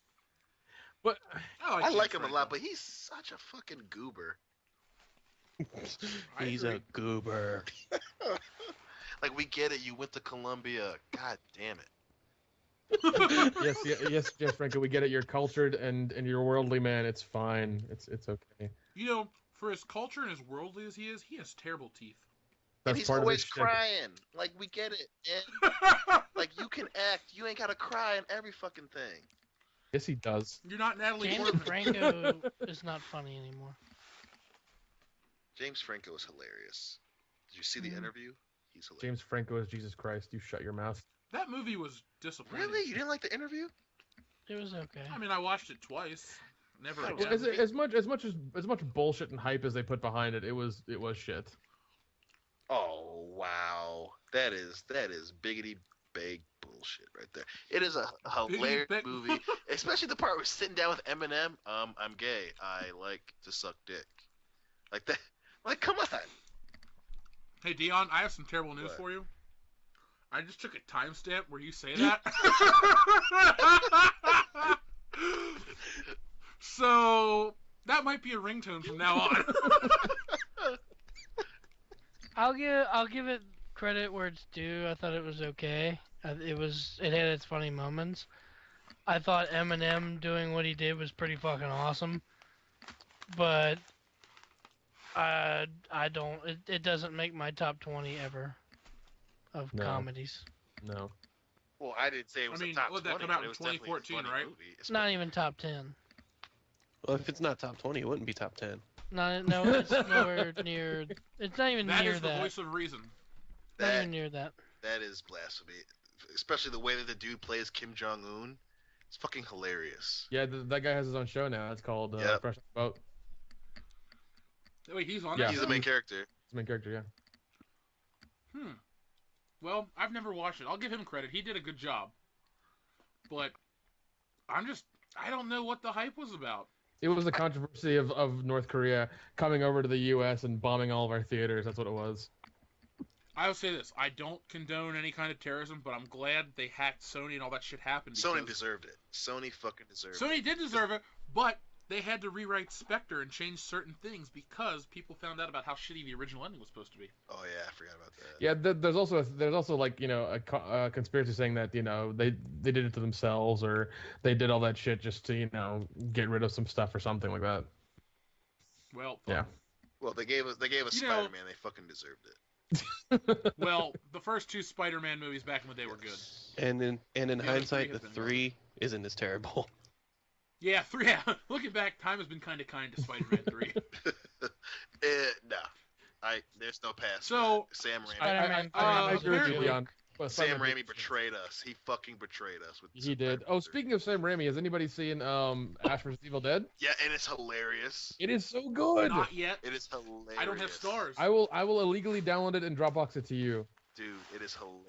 You would be my I will hero. do that. I'll send everybody the link so everybody can have it. Deal. Done. Yeah. Like it is exactly how it should be because Sam Raimi. And if you ever imagine Ash getting old and still being the dude from Army of Darkness, that is the show you want to watch. Exactly. It's so awesome. Hail to the king, Oh baby. yeah. fuck yes. Oh my god. So Yes, Dion, sir. back real quick about the interview. I'm looking at a list of the top 40 comedies of 2014. I could name about 5 that I liked more than I liked the interview. 5 out of 40, I think that would. I haven't, but the thing is, I haven't seen all the other movies. Like, I'm not sophisticated or douchey enough to watch the Grand Budapest Hotel. None of us are. Why would you watch that? Because Wes Anderson needs to get beat the fuck And up. even though I'm half black, I'm not black enough to watch About Last Night, starring Kevin Hart, Michael Early, Regina Hall, and My Joy sister Bryan. watched that. I saw it. That movie needs to stop. But that is a. I was in the demographic to go see Neighbors, and I, Oh, thought I that was love pretty fun. Neighbors. It was good. It was pretty good. I enjoyed I it. thought it was okay. No, you know what? I take that back. Neighbors was hilarious. I take that back. For some reason, I don't know what for a second there, that was the movie that won me over. That won Zac Efron over for me because that movie was hilarious. He's still a douche in my book. I gave him a pass because of the Neighbors. He was hilarious. I don't know. I watched Thomas St. Cloud one day, and he's a damn good actor. I'll give him that. He's gotten a lot better. I'll give him props. He's gotten a lot better, especially the part where him and Dave Franco just had like the bro out. I love that. Oh, I love that so much. Bert and Ernie before Squirt and Spermy. That's my favorite one. Oh my god. Bert and Ernie before Squirt and Spermy. Well, look, another comedy that I thought was better was 22 Jump Street. Yes. I I put him even. I put him even. I wouldn't say 22 Jump Street made fun of itself the entire movie. I loved that. It was so good. I may or may have not liked A Million Ways to Die in the It was West more than shit. I liked the interview. I didn't see that movie. All right, Dan, this is one I know you'll agree with me. Let's Be Cops. Fuck yes. That was a funny I movie. like that movie. Man, I was hoping. It wasn't better than the Good. interview, but it was funny. It definitely It was. Why won't you listen to the voice of reason, because Dion? I get it. The whole joke of I played at fucking Purdue and he's playing with the kids. It's like, yeah, hilarious, dude. I didn't think that was funny. Dude, what? I thought that was just sad. At the What's that beginning about? of the movie, he's playing football with a bunch of kids, and like the one kid's talking shit, and he's like, "Yeah, I played at Purdue, man." Blah blah blah blah. Then he goes to a class reunion, and it's all the guys that he played with at Purdue because he like broke his leg or some shit, and they're really successful, and he isn't, and it's the saddest part of the whole fucking. He's just watching a film of himself, just smiling and crying at the same time. Yeah, and they're just like, "What have you been doing, man?" He goes, a lot of stuff, man. I play football on the weekends." And it's like, God, why did it get real just now? Why did it get real? Well, let me tell you, Hollywood's golden boy is Jake Johnson. He is this generation's He also got the Brando, whitest so- name possible. Jake Johnson? He's got the most boring name ever, Jake Johnson. Jake Johnson. They're like, who the hell's Jake Johnson? It sounds like a fake name. It does sound like a Sounds fake like a porn name. name. Where's John Jackson at? Dude, that's on the same level as Don Johnson for boring. It's like, what's his name? Don Johnson. Sounds like a douche. I will say this, Dion, though. On this list of comedies, Dumb and Dumber 2 is not better than The Interview. That movie was shit. I didn't even watch it, and I knew it was shit. I liked it back then. You're welcome. I got you to see that without paying for it. Well, no, the original is still funny, I think. The original is a fucking perfect movie. It's the best one of the 21st century. Yep. Fuck you, Dan. Oh, shit. Only 2 years older than Happy Gilmore. Dude, no. Best movie of the 21st century has to be Caddyshack. No, dude. Oh, dude, that's a good call, man. Hello. Vacation. Oh, shit. Ooh, Beverly D'Angelo was hot. Yes. In the 21st century when that film was made. You know, with all the cell phones and technology and the GPS they had. Yeah, and the family truckster. Phil, look how hard I'm laughing.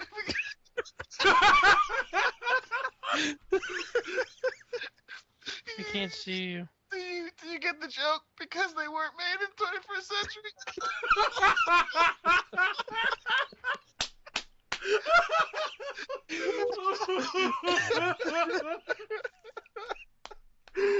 I'm still waiting to see Dion.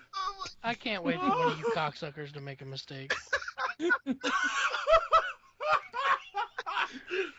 It's not that it was a mistake, you just didn't care. I'm so serious about it.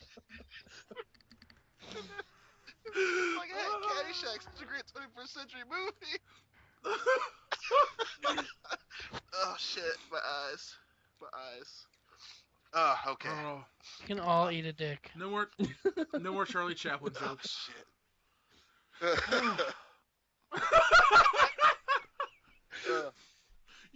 You know, Dion, we were discussing James Bond movies at one point. We were doing that, weren't we? About 15 minutes ago. So yeah, do you think any of the title sequences are cool? I think they're the greatest rendition of the 21st century ever. Eisenhower was the greatest president of the 21st century.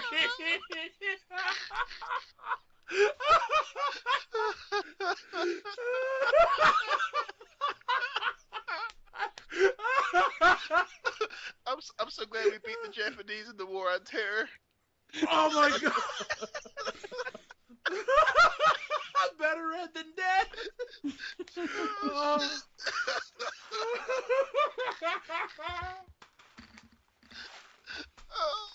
This is funnier than it should be. Oh god. Oh. I love this job.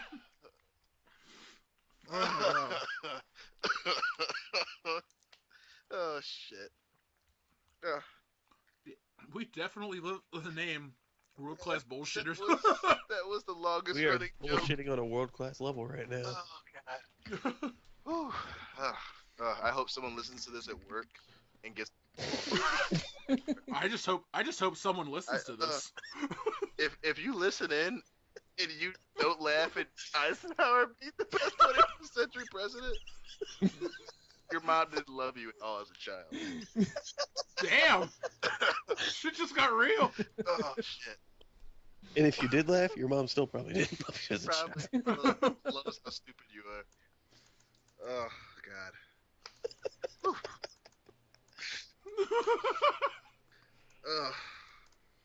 Anywho, James Bond Yeah. franchise. You know what's sad? I sit and go on about how much of a James Bond fan I am. I don't give a shit about talking about it. Jake Johnson is more important. And Damon Wayans Jr. Oh my god. You know. Hey, Jake Johnson's in 21 Jump Street. You remember the principal, Dan? The principal. Yeah, remember? Oh shit, I do. A kid died of a drug overdose, and no one, including myself, has done I anything remember about that. it. Oh shit. Oh. What the fuck? Samurai Cop. Another great 21st century film. You know what the best part about Samurai The Cop is? sequel. We can use We can use the fucking theme song on the show, and no one will know what. You the know what fuck I it learned is. at Samurai Cop? Frank's What'd you ass is learn? black. Charcoal. Right on. You know, I learned something too, Dan. I'm not going for it this time. Oh God. What's a I'm katana? so glad. Means Japanese sword. I'm so glad I watched that movie with you guys. That was fucking amazing. So Is it not the best worst so film ever good. made? Phil, you're the last one to see it. You need to see what? it. Samurai Cop The or greatest the film Room? of the 21st century. Yes. Oh, both. Not or. Both. I'll give you a free copy of The Room to watch over during Survivor Series. All right. Give We him can the watch it Blu-ray and version survive. because it's really worth it. That's the only one I got from you. Hey, Nick, give me a copy of that. Hey, Dan, I'll give it to you. No, you already said you give it to me. It's a digital copy. You know, I bought the book. you know so what it's else? cool. We should watch The Boys of Somerville. Oh my God, Dan! Don't spoil my Secret Santa gift for Oh, everybody. I'm sorry. I'm seriously gonna give copies of those to my Oh family my this god, Christmas. please do. I didn't realize it, but I have like 3 more boxes of that movie. I make them up to Horrorhound and just like leave them in chairs like I did last time. No, what I want you to do for real is I want you to give me an entire box. Okay, if I come up to Horrorhound, I'll give you a box of them. You have to come to Horror Hound because World Class Bullshitters is gonna be Well, yeah, I guess I have to then. Shit. That's right. there. Yeah, we'll be signing One autographs of for the us. kids. You know. One of us. What are we, Ghostbusters now? Jesus. No, we want He-Man. Ba-da-da-da-da-da. Copyrighted music. It's less than 5 Who's gonna seconds. sue us, Ray Parker Jr. or Huey Lewis? Both. Oh God, no! There goes my Christmas money. They're both gonna awaken from their graves and rape you. Oh, ooh, they're alive. No. They're gonna awaken from their graves and rape you. I'm sticking with that. Oh, okay. Got very serious there. I don't think anything's been serious this week. I'm okay I think with that's a fair this. statement. That's a fair statement. We laughed about fucking Dwight Eisenhower. I almost called him Isaac Eisenhower. That's about as bad as Jake Johnson. About to say the third whitest name, Isaac Eisenhower. Yake Jake Janssen. Johnson. Jake Johnson. What the fuck is Doom House? Oh, one of the greatest movies ever made.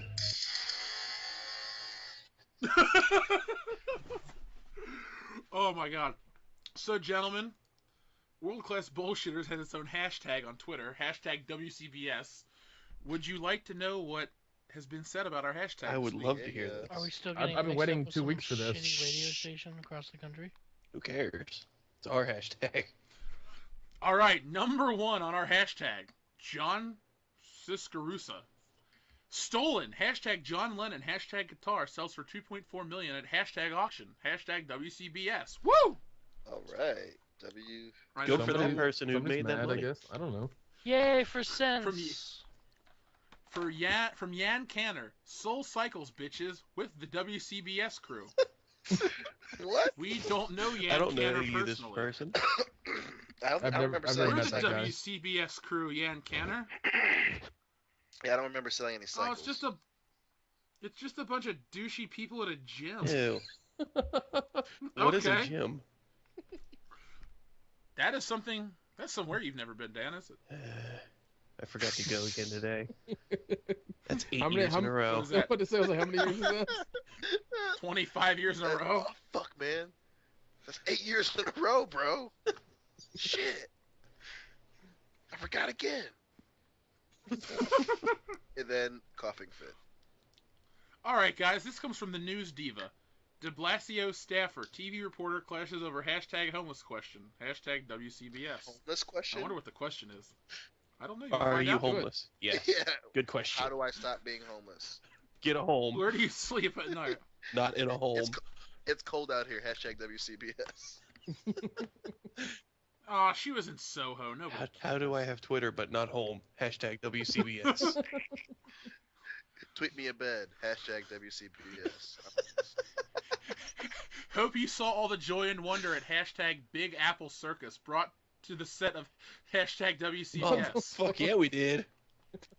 Oh my God, we're finally on the front page.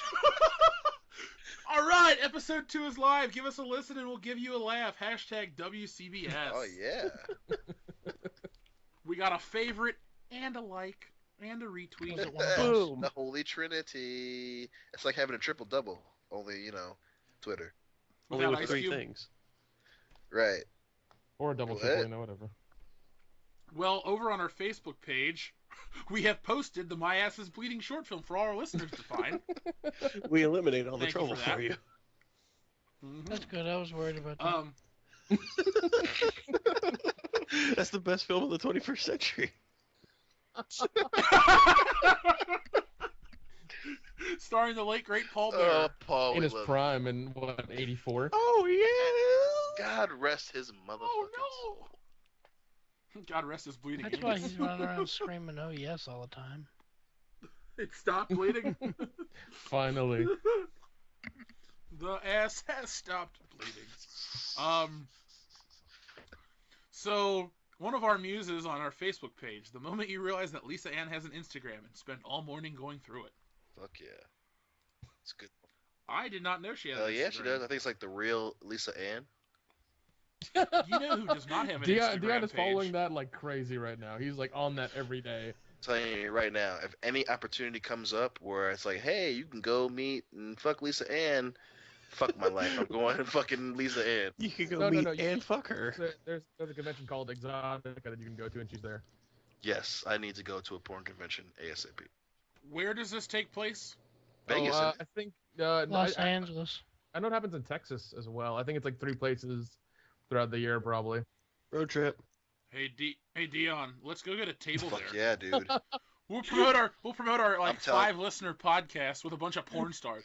Hey guys, want to be on our I'm podcast? telling you right What's it now. like to queef on film? That's how Blu-rays shot into the stratosphere, man. They were the first one to put porns on their format. Porns. So I think So if I'm not mistaken, you're just quoting Tropic Thunder, the winner of this week's debate. Ugh. All right, it looks It was like a winner by a false list. okay. It looks like it happens 3 Everything times a came year. full It's in circle. Chicago, Dallas, Texas, and New Jersey. Hey Dion, we live close to Dude, Chicago. I'm telling you right now, we get a table. You could have said it's in fucking Dubai, and I would have been like, yeah. I know a guy there. It's I- good. I would have went with you, man. I want to go to Dubai. Hell What are you yeah. gonna Hot buy as fuck, there? but it's it's nice. Did you ask me what I'm gonna Yeah. buy in Dubai? Wow! I have never heard a shittier pun in my life. Bullshit. I've done way worse than that. Not on this podcast. This you has haven't. not been your whole life. How do He's you got a know? point, Jeff. For once. For once. Point made. I'm- Coming from So, somebody Dion. who wins 0 arguments. You come in third. What was that thing you said to somebody? You You win the- bronze You win a medal? bronze medal in a one-on-one thing. Yeah. Oh, that's good. So Dion, our old friend Tabris Merkaba posted the perviest comment on your sister's picture. Yeah, he did. I saw that. That was a little That awkward. was so weird. We What were was it? actually Read with it off. I will read it. It's a picture of his sister with, I guess, a new hairdo. And Tabris Merkaba says, "If you ever need a place to sit, my face is always open." Wow. Holy shit. Well then. At least Oh, he's yeah. honest. At least he's honest. Oh yeah, he totally would say that. He has said He has worse. He called Hillary a cunt on her mom's status. Ooh. Wait, Yeah, what? so Hillary's mom was like, "Oh, I love my daughter, blah blah blah blah," and then Tabris goes, Tabris? he goes, "I think you misspelled cunt." Oh, when did he post this? She didn't say. Her mom didn't say anything, and I commented. I was like, "Mama don't play that." Did he No, apologize? he just randomly said it, and and Hillary obviously thought it was hilarious, but dude, it was fucking. I was like, "What the fuck?" That just is out of Yeah, he nowhere, just- man. You misspelled cunt. I was like, "Holy shit, dude!" Hey, does anybody need to make $35,000? Yes. There's a Mm. pig's pussy port. If you donate a testicle, that's the payout. Okay. You could donate your balls and pay off a student loan. Jesus. Yeah, no, thank you. No, thank you. So, guys, are you fed up with the war on Christmas, or do you just not give a There's shit? no I just such don't care. I don't Yeah, care either. it's a thing. No such thing. I'm just saying everything on my fucking Facebook is either a picture of the guy from Hudson Hawk or Wait, Bruce the Willis? Starbucks cup. No, Andrew Wow, how the fuck do you pronounce his name? Briniarski? Bring your ASCII. Brush your ass. Brush your ass. I will say though, whenever I think of the war on Christmas, I think of when Kirk Cameron Think of kept brushing fucking. your ass. Well, that too, but he kept posting shit about his movie. And Oh, then, that shitty movie he made? yeah, Kirk Cameron Saves Christmas or whatever. Oh my And then god. Jeff commented on it. 'Cause it was on his Facebook. I can't remember what you said, Jeff, but you were just like, God damn, this movie's horrible, Kirk, or something like that. and then he said something like, I don't get why liberals don't like my movie. And then I was like, it's because your movie fucking sucks, Kirk. I remember this now. Oh my god. He wrote back to you guys? Yeah, he That's went back to amazing. Jessica. I've also had Chris Jericho write back to me. God, yeah, because I remember like he was getting mad because everybody hated his movie and he was like, oh, they hate God and they hate Jesus and they hate Christmas. Like, no, your movie just sucks, dude.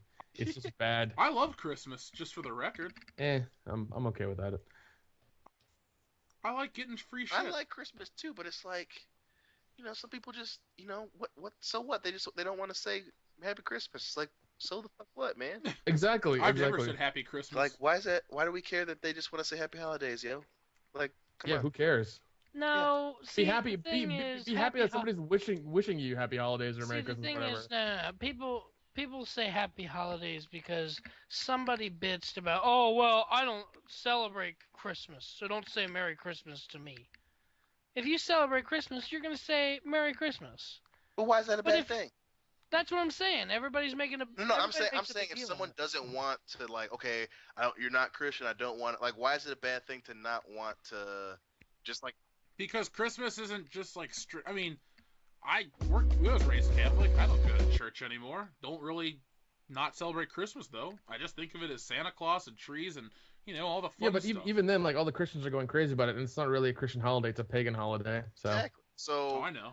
So if someone wants to just say Happy Holiday, like, especially if a company, like a worldwide company, like, hey, we don't want to deal with it. We're just gonna say Happy Holidays. Like, why is That's a good business decision. That's what that is. Yeah. Why is that a big deal? Like, they don't want to say Merry Christmas. It's like, okay, well, just you told me Happy Holidays. I'm gonna give you a high five and say right back at you, playa. Like, what's the big fucking deal? Yeah, the people need to quit being so fucking PC and chill the fuck out. Yeah, it's always weird people that complain about, oh well, they're being PC. It's like, but you're the one complaining about someone saying something. Saying something slightly different. Yeah, because they're not saying Merry Christmas. They say Happy Holidays. You're saying they're being PC. It's like, what? You're giving me a fucking headache.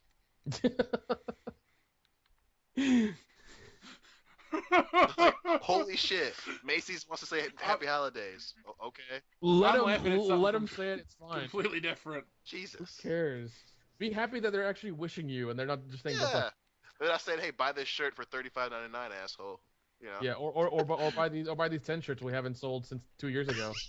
Yeah. Like, what the fuck? Hey, gentlemen, please check your Facebooks. Okay. Oh shit. No, I don't trust you. Oh Jesus. It's on Facebook. How can you not trust it? Wait, hold on. Thank you, Dan.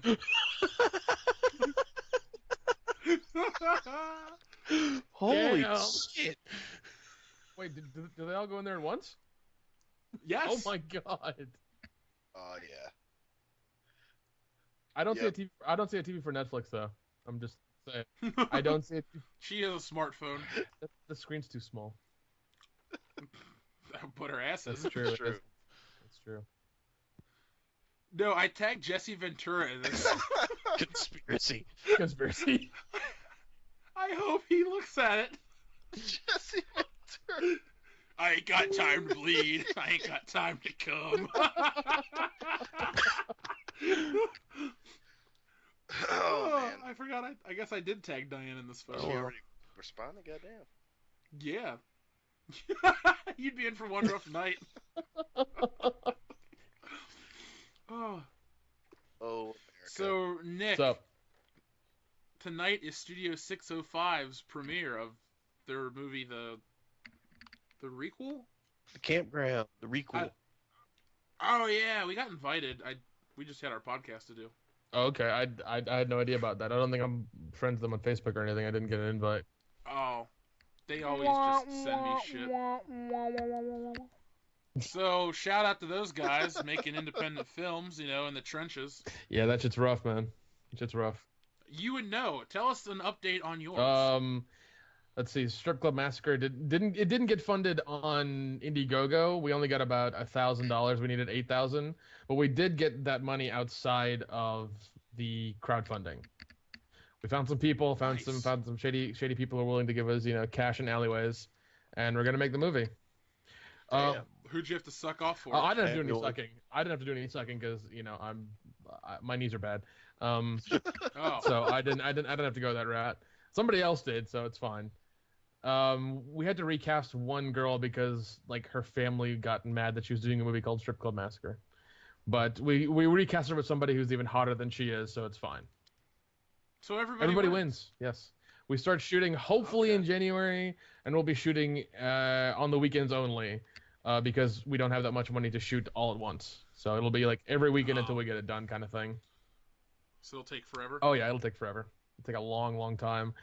But once we get done, well, I think what's going to happen is once we start shooting it like that, I think during the week, me and the other editor will start editing the movie during the week, so we can kind of have everything together once it gets done, and then we can really put it together and do the color correction, the music, the sound, and get an end product out there. I think we're doing DVD pre-sales as well, $25 a pop right now.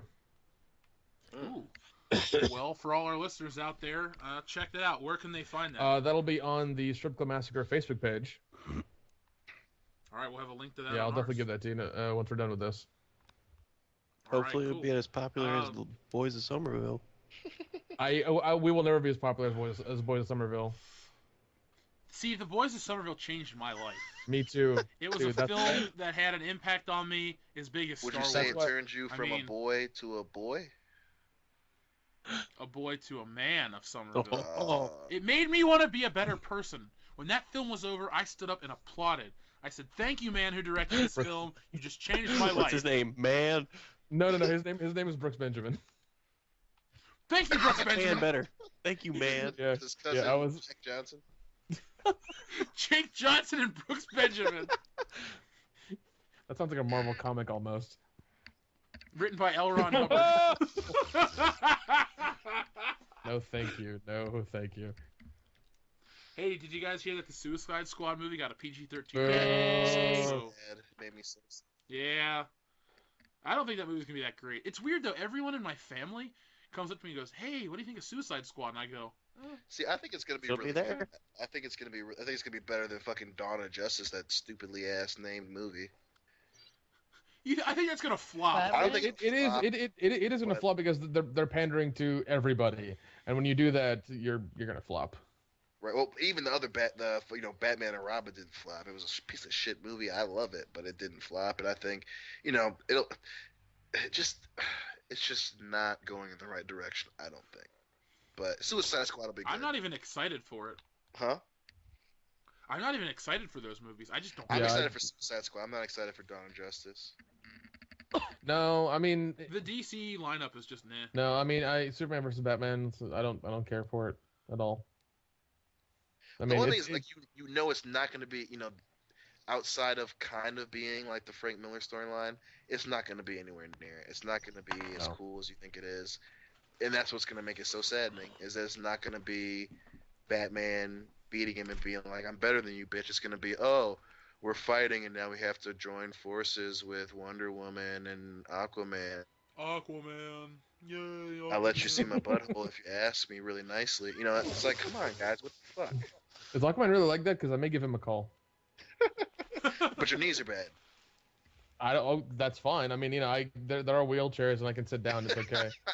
I mean, he We'll can get you some stand knee he pads, can man. stand on a stool. It's fine. Hello. It is You'll just- Jason Momoa. Dude, you'll just blow him underwater. That's the only place he can get a That's boner. true. True. I have a pool. I mean, this is gonna work out. The chlorine gets in his dick hole and it hurts. That's not my problem. His true witness story. It burns when he pees. God, I Sorry, hope not. Jason Momoa. Not really. I like that guy because So- I used to watch Stargate Atlantis is what it was. That's why I Uh, keep forgetting he was on that show. Yeah, Plus, he was Conan awesome on that very- show. I was never even aware he was on that show. Oh, dude, I love Stargate. Love that show so much. It ran its course. Nick, before we go, how's Kyle? He's doing good. I hung out with him a couple days ago. Is his life getting better? A little bit. He's finally got a job. What's he doing? He's doing a call center thing for a company called SAIC. He needed a security clearance and shit as well to do it. So I'm sure by us mentioning his name, we're already on the NSA's watch list. So at least they're listening. We got a few more listeners.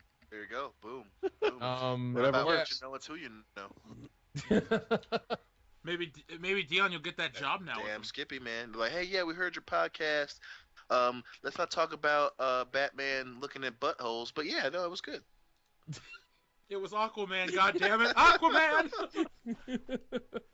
No, we're actually planning on doing a photo shoot and a music video at some point. The photo shoot is For going to what? be like a UV blacklight thing. We're going to get some the cheap paint that Spencer's always has, and we're going to get a couple girls we know and get them naked and just splat it on them. So should be fun. God damn. I don't think you guys are really artists. You just want to look at naked women, and I want to join you.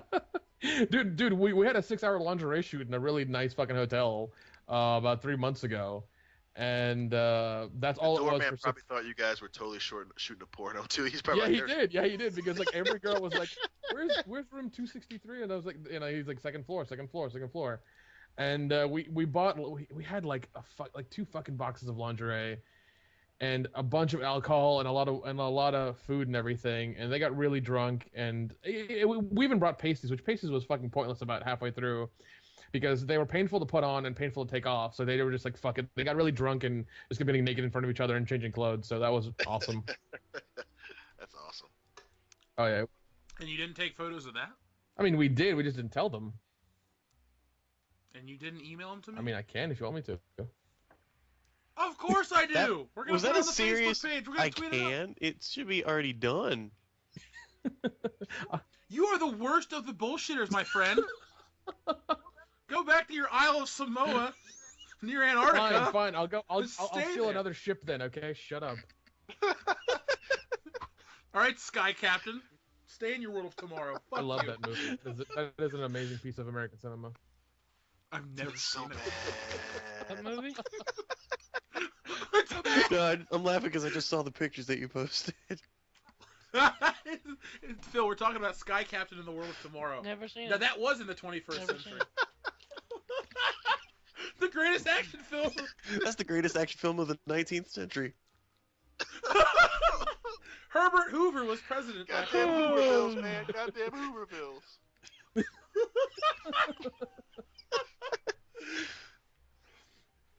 I think tonight's a new record for the most bullshit. I think Oh, so. we got to top that next time then.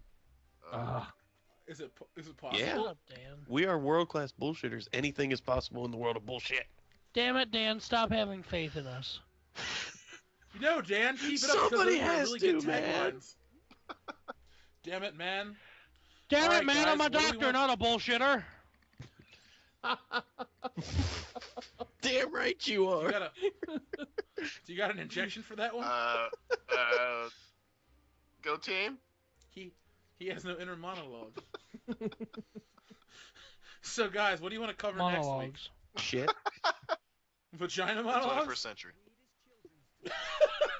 The best century of all time. 15 years in, and I'm calling it right now.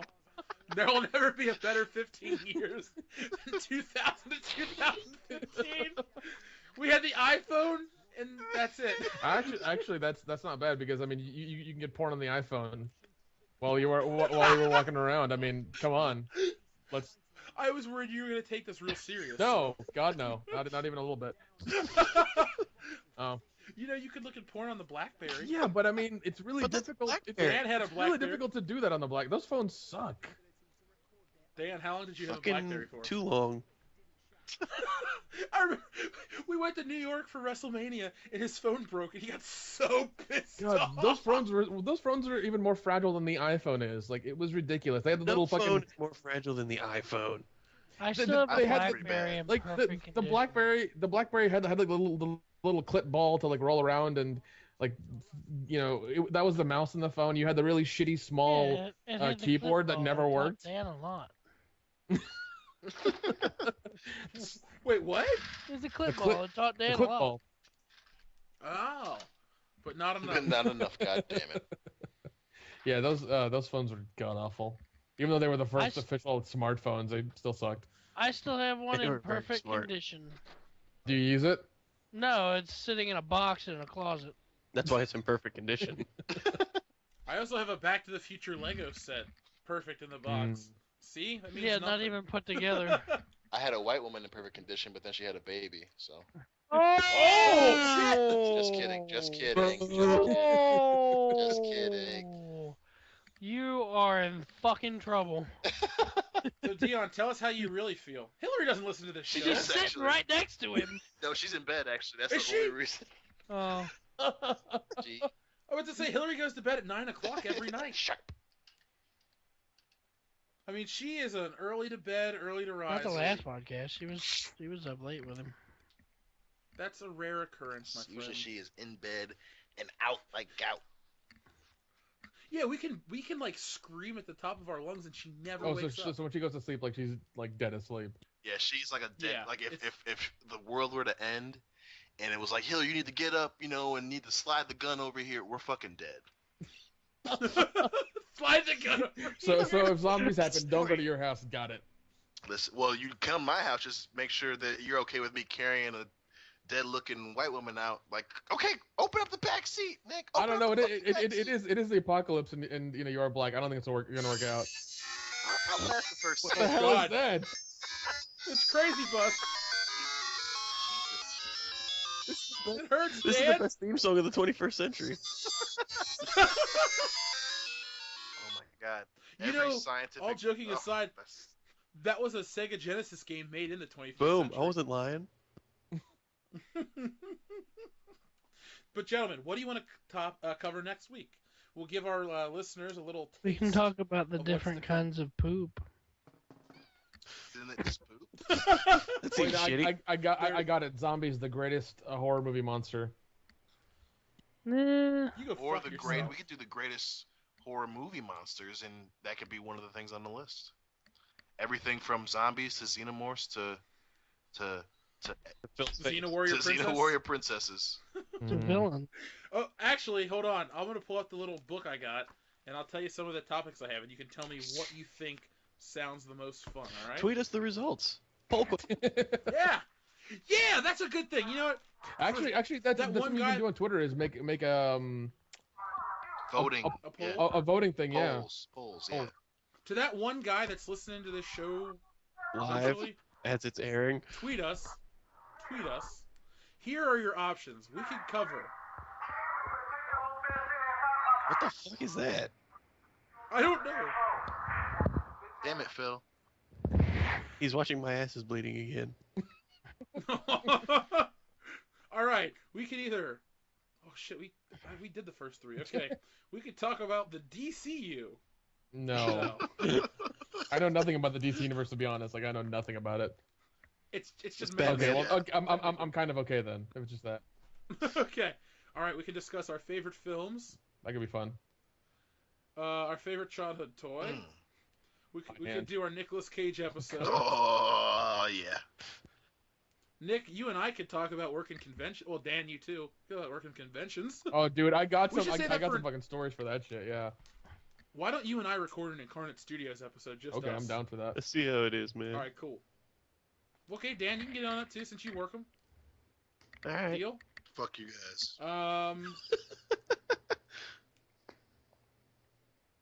Oh wait, Wait, I thought I wrote gayest sports. Here I wrote guest spots. We could do an entire ripoff of movie fights where we have like a fucking big battle. Huh? Oh, here's a good one we should do. I like this one. I mean, you don't have to agree with me. Popular movies that we hate. Yeah. Oh, yeah. Oh, definitely. I already know the first thing we're gonna talk about. The winner is Twilight. Avatar. That's Avatar, bro. The winners are Twilight and The Hunger Games. But Twilight's considered a shitty film Right. anyway. Yeah, but they were really popular, like super popular. Because teenage girls are stupid. Yeah, but they're not seen as good films. So says Dan.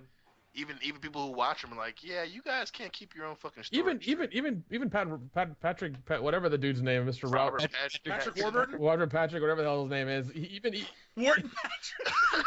even he hated them. He fucking hated them. It was a paycheck for him. That's all it was. Hey, you guys remember my awesome, strong Aunt Pat that we all love? Those are her favorite movies. I would go over her house and she would tell me all about them. She's like, yeah, then this happens in this one. And I And your response is, I don't care. I didn't say anything. I just was Here, respectful. These motherfucking peanut butter and jealous. Fuckers hate us because they ain't us. Hate us because they ain't us. They hate us because they ain't us. I will say this about this is a positive and a negative about the interview. It feels like James Franco and Seth Rogen are having a great time, but I don't feel like any of us are really in on the jokes. Like, it'd be like if me and Dion just started bullshitting about Rather Hall, and the other guys were like, what the fuck are you talking about? I feel like they wanted to have sex in that movie and record it, but they just didn't have the chance. That's what he was talking about with his stink, Yeah. Remember? That was Seth Rogen's butthole. Yeah, like I feel like if they ever do a fourth movie, it's gonna be them like having sex. I mean, that's already been made, remember? Pineapple Oh, butt. yeah, never mind. You're right. Oh, yeah. That's a film I will pass on. Pineapple butt sex. Did that just say Sega? The old say. Well, guys, is there anything else you want to promote, bring up, mention, discuss, analyze, or bitch about before we head off? I like it. I don't know about it because I've never had anything in my butt. Burn! Okay. What the fuck? That was awesome, actually. He burned the shit out of you two. And your anuses. Ooh. Oh, I think his anus is bleeding. Oh. Oh shit. Don't hate us because your anus is bleeding. Oh shit. No, I got nothing. Segue. Yeah. Remember, folks, anal spelled backwards is Lana. Penis in the anus. I wish more people knew what you were talking It's about. pretty much just us. Yeah. You know who else would appreciate that joke? Kanye West. Fuck him. Oh yeah, we got our daily dose of Kanye. Kanye? Get Kanye out of this shit. If we ever meet famous people and we talk about Kanye West, we have to say his name like that. You know, Kanye West? Like I Kanye think West. If we meet famous people, all we should do is talk about Kanye West. Have you ever met Kanye West? Who? Kanye West. Isn't he so talented? He's the rapper. Kanye West? Yeah. Jesus Walks? Do you mean Kanye? Yeah, that's why I said Kanye West. You know, he married the one chick Kim Kardashian. No. Her name is KK Kardashian. KK. Kanye and KK. Didn't her dad kill OJ? You got him off, dude. We'll just start that rumor. KK's dad killed OJ.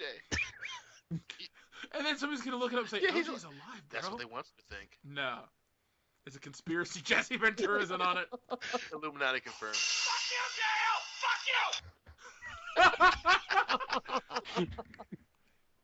I would like to leave on this note. That would be a good note to leave on. Yes, it would. I got one better though. There's a porn parody of How the Grinch Stole Oh, Christmas. Jesus. Oh my god. And the Grinch is a woman. Oh, okay. You're a dirty one, Mrs. Grinch. How the Gooch stole Christmas.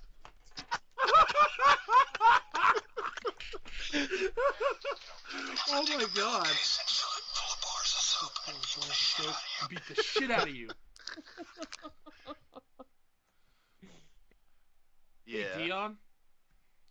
How's the baby? He is very good, man. He's getting bigger. He was sick during my birthday, but which is fine because he just wanted me to hug him the whole time. So I fucking enjoyed the hell out of that. So, but he's doing good, man. He's doing good. Good. I got him a present. Awesome. He loves Uncle Jeff. That's a cool kid. That is one of the few children that I. On planet bullshit! In the galaxy of this sucks camel dicks! That's offensive. Oh, that's bullshit. That's What are you doing? that's actually. You're waking the neighbors! Hey, Dan, check I your Facebook saw. account.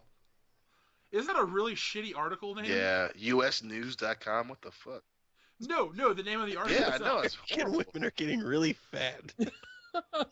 I think this is a fake news site. Is it? It might be. I'm clicking on it. It looks. It's got advertising. First comment I see. You women just won't let men be better at anything. Oh, I have to see something stupid like, too bad the government is pushing so hard for birth control. What?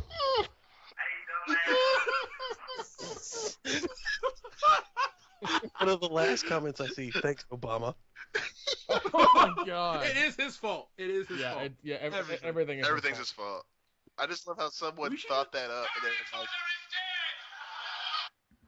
they just were like, fucking the government, man. They want us on birth control,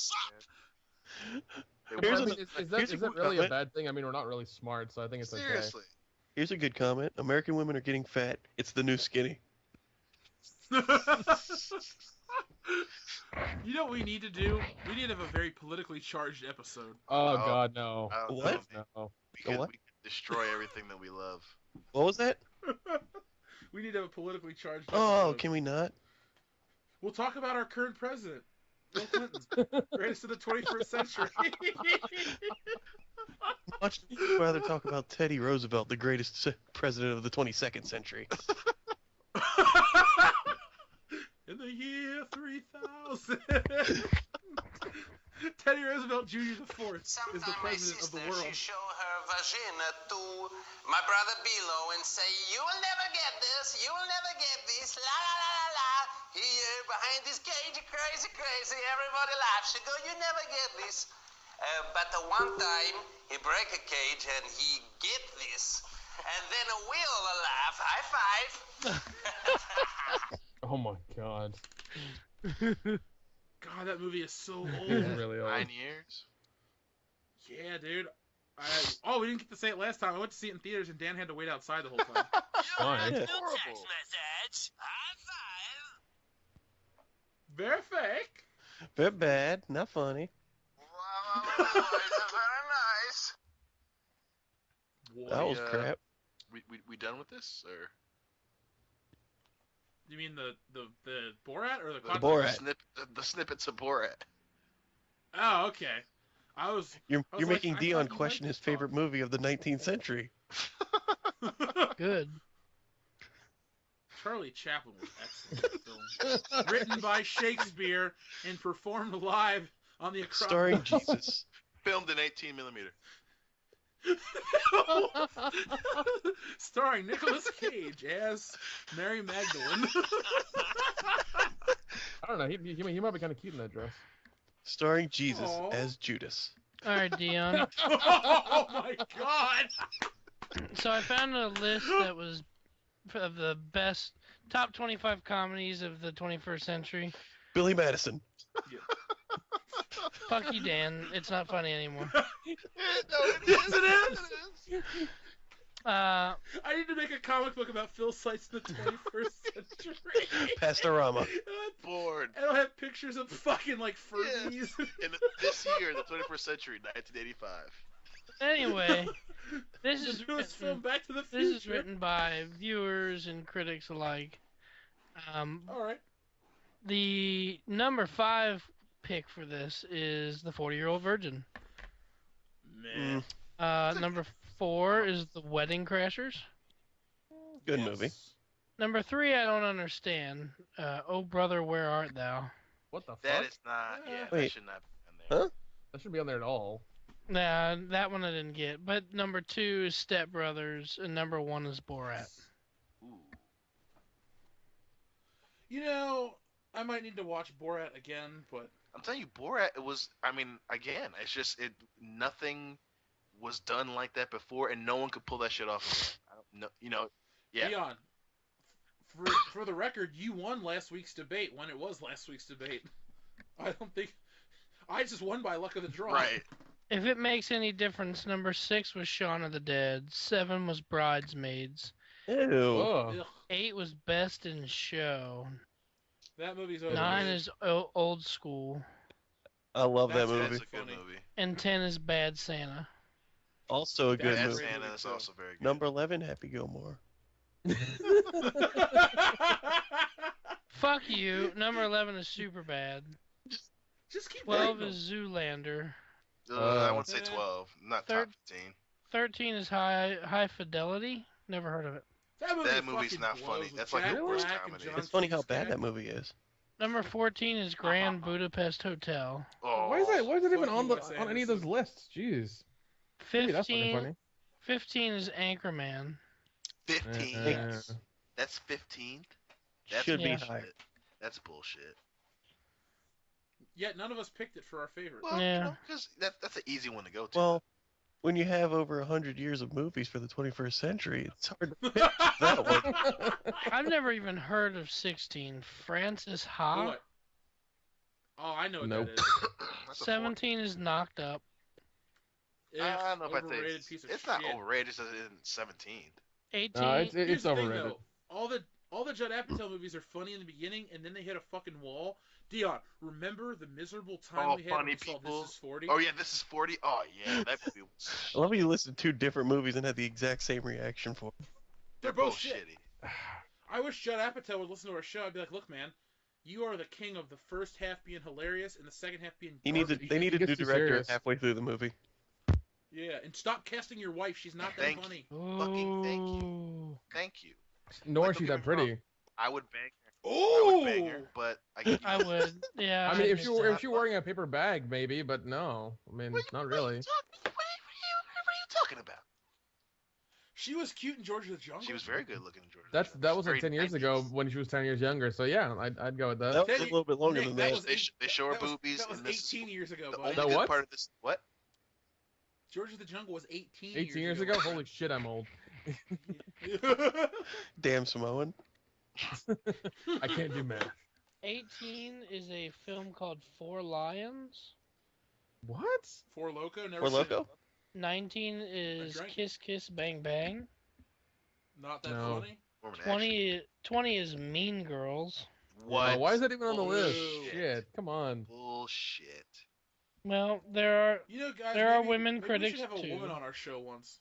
Even women What- critics aren't that fucking dumb. I mean, you know what I mean? Like that's just not. I'm not saying women are done. I'm just saying that. Well, I mean, they're not really Dion, you don't smart, have but to explain whatever. yourself. No, listen. Women are smart. I'm just saying that movies. Is Hillary that- behind you? Is that why you're saying that? No. I'm on my own accord, bro. But any Your own Honda Accord? Turned it. I'm just saying Look at those me. type of movies that are supposed to be like girl humor. Come on. I would say this. I think Hillary would come on here and say, Bridesmaid fucking sucks. And because, I mean, I've watched movies with Hillary, and she has pretty decent taste, with the exception of, like, what did she watch? Gilmore Yeah, Girls? she loved that show.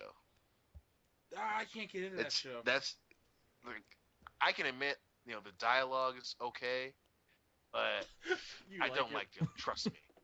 You couldn't pay me to like. I mean, if the two women who acted as the mother and sister made out and had sex a lot, I could watch that show. But other than that, no. Yeah, That'd be more I realistic. agree. I'd watch it if that happened, but I mean, it it's doesn't. 2015. That should have happened. It's a 19th century topic.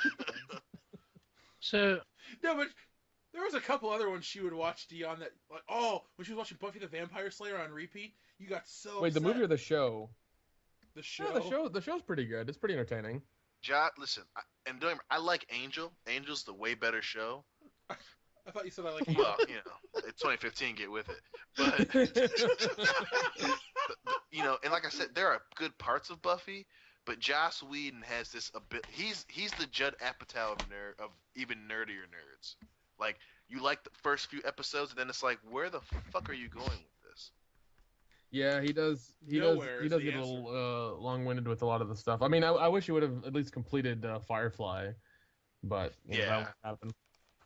Yeah, I mean, that Firefly should have been a great fucking series. At least 5 seasons of Firefly. At least 5 seasons. But that was what killed Firefly. Like, it gets in the middle of the season, and it's just like just random episodes. It's like, why don't you focus on Summer and what's going on with the show, dude? I don't care about, them going to random fucking ball. Like, focus on the storyline, Joss. God damn it. Yeah, everybody always gives, like, everybody wants to blow him because they think he's the greatest ever. I mean, he's okay. Right. He's okay. Yeah. I really loved Cabin in the Woods, and I love that movie so much when I watched it because I understood it. I got it. Yeah. A lot of people who aren't, who didn't get it were just like, this is a shitty movie. It's like, no, this is fucking amazing. You have no idea. Yeah. You really have no idea. That movie was amazing. I saw it in theaters twice. Yeah. Oh, dude, so many times. I love Cabin in the Woods, and you can always tell a Joss Whedon project, because Cabin in the Woods, it's kind of a short movie, it goes quick. But even in Avengers, like the random part where Bruce Banner, I tried to kill myself. It's like, what? Why are we talking about that? He's like, well, you tried to kill me? You can't, because I already tried. It didn't work. It's like, whoa, you made this really real, dude. Just. Hey, Dion. Remember the time you got into a fight with Squirrel Chin and he said that to you? Oh, God. And you just looked at him? and Cameras Ricala was out on the balcony. No, you didn't. Nope, no, he didn't. No. He starts laughing. Oh, my God. Sorry, complete side note. Good time. Yeah, Joss Whedon, I'm not a fan. And well, what else was Hillary? No, but Hillary would watch, didn't you watch 8 episodes in a row? And you're like, Hillary, God fucking damn it, turn this off. Yeah, she watched a lot of it. And it was early Buffy, so it wasn't even good. Even close to being that good Buffy. Well, I mean, it gets kind of good in the middle, and then when it gets towards the end, it just it fucking it goes off the rails and shit gets really crazy, and it's just like they jump the shark at some point. It's a little too much. It's a little too much. It should be. So season 2 is cool because Angel becomes a bad guy, and those episodes where he's a really bad dude are good. But up until that, it's like I don't care that they're in love. It's like. Only in a Joss Whedon movie can a dude who's 100-something years old literally be with a girl who's in fucking high school, and people are like, yeah, we don't have a problem with this. I'm like, what? This is weird. This is fucking weird. And then it sounds like Twilight. But then he goes. That's where they got it from. Yeah, that's what Twilight got it from. But then really? Yeah, because he's a vampire. She's like a vampire slayer though, and she's in high school. Vampire layer. Yeah, he becomes a vampire layer. But the thing that got me was the shit in college, the fucking monster squad or whatever in college. Yeah, that was where they would pick up monsters and take them back to their lair and study them. It's like, what? Yeah. Where were these guys 2 seasons ago? Yeah, and then it's like, oh yeah, there's a college in Sunnydale. Okay, how big is fucking Sunnydale? And then, oh well, the season finale is just it's a giant monster. You like it, right, guys? It's like, no, Joss. Fucking. Wasn't there a fucking musical episode? Yeah, musical episode. There was even a silent episode as well. Yep. I like that one. The musical one's actually pretty good, but even that whole season goes off the rails until the very end, where you're like, okay, this makes sense. But I think the best episode in the whole series is the one where her mom dies, because that one is just there's no precursor to it. There's a little bit of a precursor to it. She's sick, she goes to the hospital, But it's not like it's only one of those things that you think is going to happen. Like, she gets a little sick and she has to take medicine every now and again, and maybe she'll cough up blood here and there. Yeah. But like all of a sudden, you make it sound so non-important to cough. Well, up blood. That's how shows Cough do up it. blood. That's like they'll have it progress where like she gets a little sick, she has to go to the hospital for a little bit, fight some demons, and then mom comes back and she's okay. But the way Joss did this is like Buffy comes home and her mom is literally dead on the floor. Yeah. And the last thing you hear is Buffy going, "Mommy, mommy, mommy, mommy," and it's just like it's really creepy. And then they start the next episode up and she's still doing it. Yeah, and then there's a cool part where like she has this fantasy in her head real quick that she came home and she was alive. Yeah. And then her mom's like, I'm so happy that you came and you got here in time. And then they snap back to reality and she's fucking dead. Yeah. Gotcha. Yeah, and that was actually really cool. Yeah, and like there's no background music or anything to the episode. It's all very like there's only room tone in it for like that episode and then the one next after it. But it's fucking creepy, man, and it's really well done. That's a good episode. That is one of the few really good episodes of Buffy. But yeah, it's. Well, you heard it here, folks. We now endorse Buffy the Vampire Slayer. That. It sounds like a glowing review. I'm just saying. Every time but Joss Whedon, man, then he'll go with these weird ass episodes, and then it's like, okay, I thought something was happening in the beginning of the season, and then we just kind of forget about it, and then end of the season, the shit's back. That's why I like Veronica Mars, because like whatever happened at the beginning of the season gets addressed every episode. Like there's a big mystery that happens at the beginning of the season, and every episode you learn a little bit more about it. Even though in the episode itself she's solving another crime, but she learns a little bit more about like what happened in the beginning. Right. Well, that was why the first season of Veronica Mars was so good, because like it was just the whole season was her, hey, yo, who killed my best friend? I used to be popular, and then it would like show her why she stopped being popular, and that was really cool about that show, was that it actually stuck to what the fucking first episode was about every episode. Yeah. Well, I mean, even in season 2 with the bus crash, the same thing happened. She kept trying to figure out the bus crash over and over again. And every episode you had a little bit more information about the bus crash. It was good. Yeah. I used to watch that show. I love that show. I gave money to the movie so I could get the movie whenever they got done with it. And the movie was really good too. It was an hour and a half long episode of Veronica Mars, basically. Yeah, I never saw the movie, but I heard it was actually pretty good. The first 2 seasons were good. After that, it kind of got kind of weird. But I watched like 3 episodes, so I can't say I'm the expert. The first season's actually really. But you're an expert, Jeff. Mark, damn it, you beat me to it. You know what we should actually do? We should do a room episode. Oh God, no! Fuck yeah! Do it. Yes. Dion, we get to tell how we became even better friends over the room. Oh my God, one of the greatest movies of all time, by far, of the 20th century. We used to drink. We used to drink boxes of Mike's Hard Lemonade, like, was it 12 packs? We would each get one, and we would hold it on our laps and drink them. And we would just watch that fucking movie. It's what Johnny would want us to do. You're tearing me apart, Dion. What a story, Jeff. I'm drunk. I'm tired. I love you, darling. I just love how you come home on your birthday, and me, Garrett, his girlfriend, and Hillary are all drunk watching that movie. Oh, yeah. You're like, you better let me drink, goddamn. Oh, so good. So good. That was one of your better birthdays. Easily. Well, folks, is there anything else you want to add? I got nothing. Well, let me do my outro, and then we'll finish up together in a second, okay? All right, let me timestamp it at 3:20. Well, folks, that has been episode 3 of World Class Bullshitters. It was supposed to be about James Bond. We kind of talked about James Bond. But as usual, we just bullshitted about a bunch of other shit. Classic bullshitters. I like that. That was a classic bullshit moment, Dan. Dan contributed, So, yay! He gets a big thumbs up from Chuck Norris. Thank you. Thank you, Chuck. So, as always, I have been Jeff Hicks. I am Dion Green. I am the Samoan. I'm a white guy. And I am the doctor. Don't forget to brush your ass. All right, we got that down. Wait, that's the wrong minute marker. Okay. Okay, cool. Oh, we Now didn't I leave know our when this information. Oh yeah, you know what? Let's re-record that ending. All right. Sorry. What is our email address again? Something@something.com. Do we only just say wait? Do we all have? It isn't mail.com. Wait, do we all right, want to put all our individual Twitters or whatever, or no? Hey, I ain't got no Twitters. We'll do all that shit. Yeah, we'll all do that. Hold on. Ready to try that again? I do. All right, Nick. I'm gonna count down and then I'll do it again. But you'll just follow my lead, okay? I'll do the hashtag right, WBS. All right, cool. All right, in 3. Let me just write this down. 2, 1.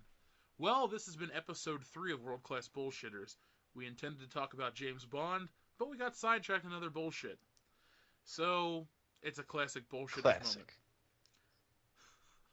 I have been Jeff Hicks. I am the incorrigible Dion Green. I'm the Samoan. I'm Wyatt. Don't forget to tag us, hashtag WBS. I'm the doctor. Don't forget to brush your ass either. Let me correct you. Hashtag WCBS.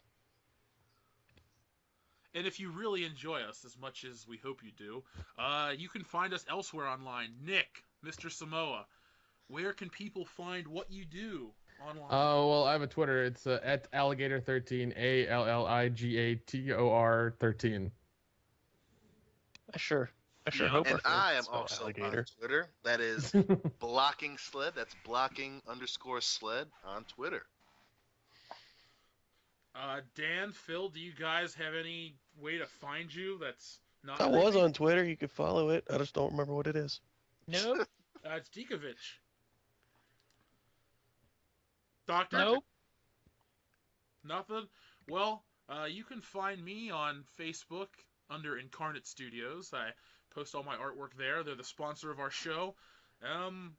Everything else is private, so no. Well, I am Dr. Phil. You can find me on the Oprah show every so often.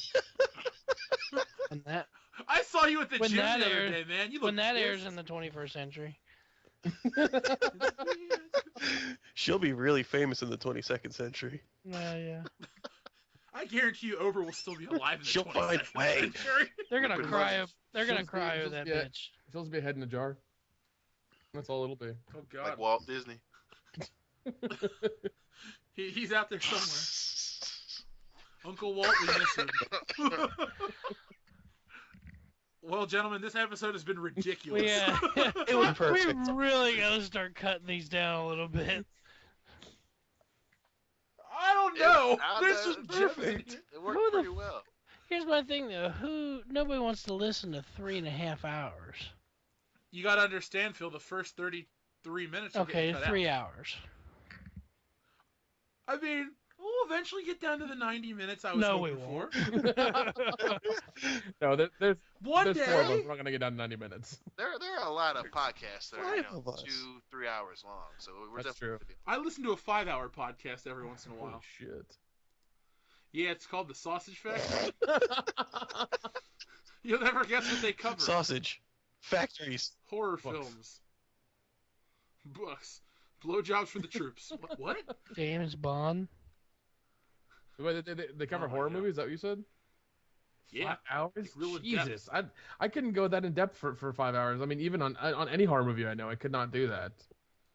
Well, they'll do like we do, where they talk about like a series of something. And there's like 7 guys on the show. They do it over Google Hangouts. Yeah. All right, guys. Sorry for the abrupt ending, folks. We had some slight technical difficulties. All you missed Dr. Phil saying was, "Alright guys, I gotta go." So until next time, remember, same shitty time, same shitty channel, World Class Bullshitters.